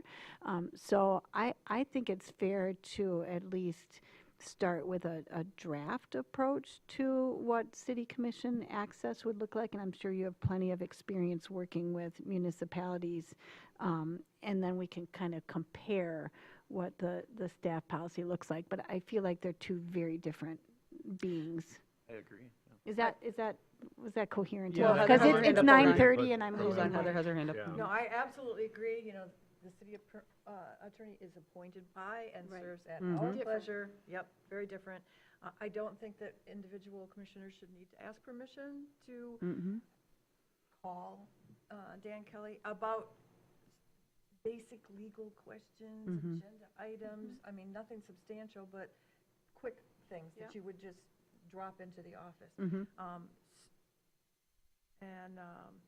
I mean, I'm just supporting what you have to say. Yeah. I think that if it's anything more detailed, then yes, it should go through Ben first, yeah. Well, and Well, no. Or you have an agenda. Not Ben. item. No, We haven't- I think, I was just gonna say, I think what we're kind of getting down to, and this is where my thought with with Jackie's idea is, it's more, I don't think we're gonna copy word for word what is being said by the city staff's policy. I think it's just more inspiration. Do they see a gap that we don't see, or something that might apply to us? Where I'm kind of landing and where I'm hearing here is exactly kind of what Laura and Heather have just said. We're not going to say everybody only gets an hour a month or something like that at first. Maybe if there's some discrepancies as we check in, we might have to look at ourselves, but I think we all kind of get the gist of what's going on. I think where the substantial conversations would happen, and where we might see some billing, more solid billing, is policy questions, right? And that gets in, and I think that's where we would have a little bit more conversation and inspiration on what that kind of gatekeeping looks like, but we obviously wouldn't have it go through a primary point, not Benjamin, not me, not anybody else, as a primary gatekeeper. I mean, Jackie had her hand up first. I saw yours go up, Heather, though. Just to say that I'd like to see us address both policy and also process. Mm-hmm. You know, I'd like there to be a series of documented steps for how we go about this, and everybody be on the same page process-wise. Heather? I think that you'll be able to see a lot from the quarterly reports if they're real, you know, who's calling and what do they want and how many hours have been spent, and who is the commission asking the questions? Is the staff, I mean, you're going to be able to see what's happening here pretty quickly, I think. I mean, we've got quarterly reports, is that correct? So probably within the first 6 months. Yep, I agree with that. Go ahead, Ken. Mr. Kelly, one of the reasons that we hired you is because of your experience with municipality, and then on the side, you had considerable experience as a board member of some significance around the state. And those boards all had legal advisors. So I'm kind of curious what you've seen work well and what not so well. And have you formulate that into part of the recommendations you're going to make? But just for us for thought right now, what's worked really well and what hasn't worked well? What hasn't worked well is adopting a budget that then eventually runs out, and the budget was used by 2 commissioners, almost 90% of which, and so then halfway through a year, you have no more budget to call the lawyer. That doesn't work. But you'd be surprised at how many communities adopt that. Usually they adopt that after what they feel is being years of abuse somehow. So hopefully we're not there. I think the best approach is maybe we try it for a while. I'll get you some drafts to take a look at. But we try it for a while and see, and then just give me the authority to say, hey, Ken, we've spent a lot of time on something that I don't know whether the rest of the commission is involved, has any interest in this. Let's put it on the agenda. Let's talk to the administration. Is this doable? I mean, if you're willing to have that honest conversation with me, I'll have it with you and give you a heads up. So I guess what I'm really saying is don't make the policy too complicated. The gatekeeper was probably a bad term, to be honest with you, because I think what you all want is to have access when you need it. And if you're being reasonable and responsible, I don't think anybody's going to fight you on that. And if you abuse it, let me tell you, you know what, we're going too far. And that's a policy. Pretty simple. I think that's kind of puts us in, what I'm kind of hearing, just so everybody knows, is for where I'm at, Mr. Kelly, tell me if you disagree, I just want to kind of summarize. We're going to see what staff brings back, or kind of get the gist of that. We're all kind of taking this as everybody's going to have access. There's going to be no gatekeeper here. Nobody has to go through me or anybody else to get permission. We're going to check in quarterly, like we said, and I think the inclination I'm hearing from everybody right now, and even from you, Mr. Kelly, is let's see how this goes. We're checking in a quarter. You'll tell us in the meantime if something's really off balanced, or if if you also tell us if you think that you're watching some meetings and being like, I kind of wish they called me on that, or like they're raising some questions. I would have been at that meeting or zoomed in if I needed to, because we didn't think that was going to be something that was going to raise legal opinions. So it can sometimes go the other way too, right? We're not used to paying hourly, and we might be a little bit, a little more budget conscious. So I think that can be a two-way conversation, like you're saying. And so we'll continue to kind of have this conversation as it evolves. In the meantime, I'm getting the sense from myself and from what I'm hearing from many commissioners, is none of us have a worry that if we don't adopt a policy in the next week or two, that we're going to suddenly get up these gigantic legal bills. So I think this will be kind of an ongoing conversation that we'll have as we check in, as we hear what other policy looks like, and we start to kind of feel out what we're looking for and what we want to see. Does that work for everybody? And obviously this is our employee, so we don't always even have to make it full-blown agenda with PowerPoint presentations. We can just kind of check in under reports and stuff too, if we want to do something on the spot, but also we've got our quarterly reviews. So does that work for everybody for right now? And we'll keep kind of working through it? Great, thank you all. So it sounds like when we access the city attorney, there will be a invoice developed of some sort, and just, there will be a tracking of our time. Yes, but utilizing you. Mr. Kelly's even saying, Yeah, that's You what I'm should. supposed to do. You should. You should. If it's a 30-second, 2-minute phone call, I'm not usually going to track it, right? Right. Quick call, hey, how many votes does it take to pass that motion tonight? Mhm. Hopefully I know the answer. You're not going to get billed for that. I mean, Right. that's just not, takes me more time to put it down. So I'm pretty liberal with that, because, and also I run the firm. So now, if you call some of my associates, maybe, they're going to bill everything. So there's a little bit of give and take there. Okay. Yeah.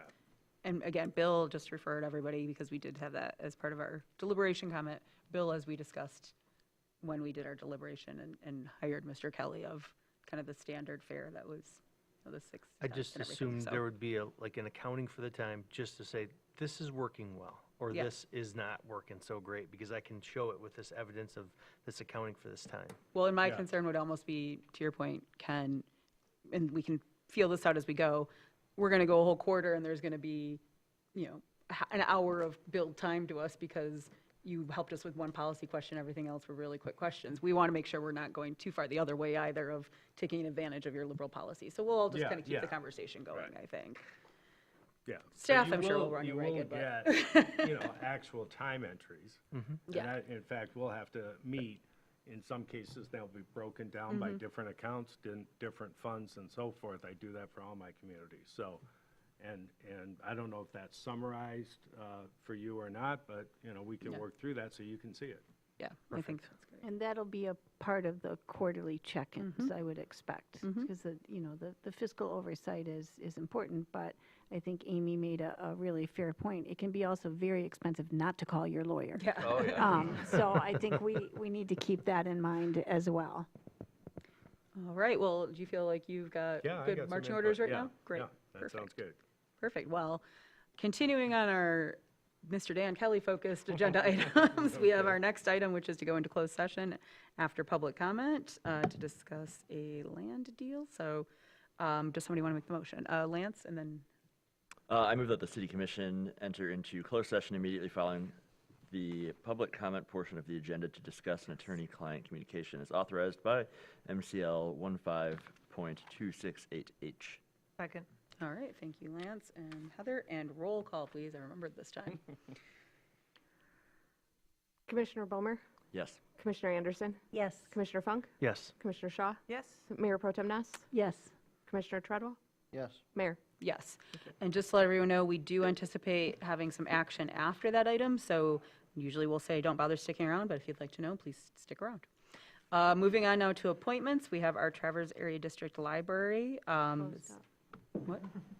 Nothing, I closed my Oh, computer. okay, that's me. By mistake. But go ahead, I'll Heather. make the motion. Thank you. That I move that David Summerfield be appointed to the term expiring December 31st, 2030, previously held by Michael Vickery? Michael Vickery. Michael Vickery on the Traverse Area District Library Board of Trustees as recommended by the ad hoc committee consisting of Mayor Shamro, Commissioner Anderson, and Commissioner Bomer. Second. Yeah, okay, thank you so much. And just a quick 2 cents on that one. This was a tough one because both, we had 2 interviewees, and both David and Jesus were avid users with really great ideas and really, really great programming insights and wanting to get involved. So we kind of just made the choice. We hope that Jesus will keep his name on the list. We hope he'll join the Friends of the Library maybe, or come help us, and just really appreciate the active engagement that everybody could tell us the programs that were going on and when they get the newsletters and who they like on staff. And it was a really kind of very heartwarming interview process, I think. So I just wanted to give the 2 cents to both the candidates. It was a tough choice. Thank you for doing that. Yeah. All right. Any other comments? Any public comment on this item? Seeing none, I'll bring it back. All in favor? Aye. Opposed? Motion passes. Okay, everybody. Any reports for tonight? Go ahead, Heather. I didn't give my reports You didn't, that's like true. a month ago, because we had such a long meeting. And if I don't do it, it's just going to be all gone, and We want it while it's fresh. Okay. Well, it's not really fresh. So this one's from the EDC, the Economic Development Corporation. So they are reestablishing a regional planning department. And they sent out RFPs, and the firm that was chosen was McKenna Placecraft, and they presented their fact-finding, so this is like 6 weeks ago now. I'm very encouraged by what's happening here. They were way better than your typical cut and paste stuff that I see a lot of. So the EDC meeting was the day after the county commission got the presentation, and everybody's converging on the same points, which are coordination over control, implementation over planning, trust before expansion, and local choice over mandate. I'm really, again, encouraged because this is happening before you actually set up the department instead of afterwards, which often happens, and then you get chaos. Also, at the county commission meeting, maybe you are aware that there was a presentation of a housing study. You should take a look at that. Apparently the need arose during a TIF ad hoc. So they're going to be counting short-term rentals, medium-term rentals like seasonal rentals, number of occupants per rental, and vacation homes. They're looking at projects that received incentives versus those that didn't, and they will be tracking those to see if we're overemphasizing incentives, and did the incentives achieve what was intended, and what can we do besides tax breaks. And this looks like a really valuable and unbiased document, and I'm looking forward to seeing what comes out of it. Finally, Parks and Rec. This is a few weeks ago now as well. We had a very in-depth discussion about how to score high-impact events at our parks with a major focus on the open space and charges. What are you going to charge for these kinds of events? The item wasn't actually on the agenda, which was kind of strange. We were presented with papers at the meeting, but obviously a lot of research was done ahead of the meeting, and there was good input from commissioners and also during public comment, because a couple of people were there just randomly, including Jesus Villa. Oh, fantastic. Okay, that's all I got. Okay, great. Anybody else? Thank you for that. Thank you, Heather. That was a good wrap-up. You've been busy with good stuff, so thank you. Okay, with that, we will now move on to our final public comment. This reverts back to 3 minutes. If anybody would like to make public comment, please feel free. Okay, seeing head shakes. Okay, well, now we're going to go into closed session. We'll be back to take action likely and close out the meeting. Happy Church Festival, everyone. We're not done yet. You're wearing your cherry-colored shirt. We're not done yet. It's my official shirt. You have to call us, sir. You have to come sit down. It's actually the four of us standing there telling jokes. So you I know. You can pass the, I mean, I'm sure that 4 people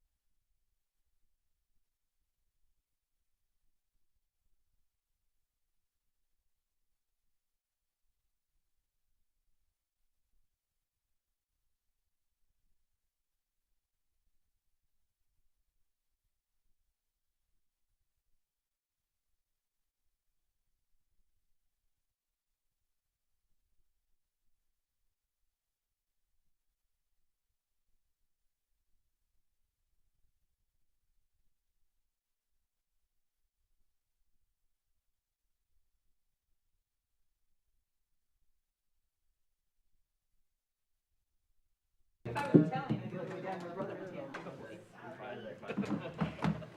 I have bad genes, I am Italian if I had it.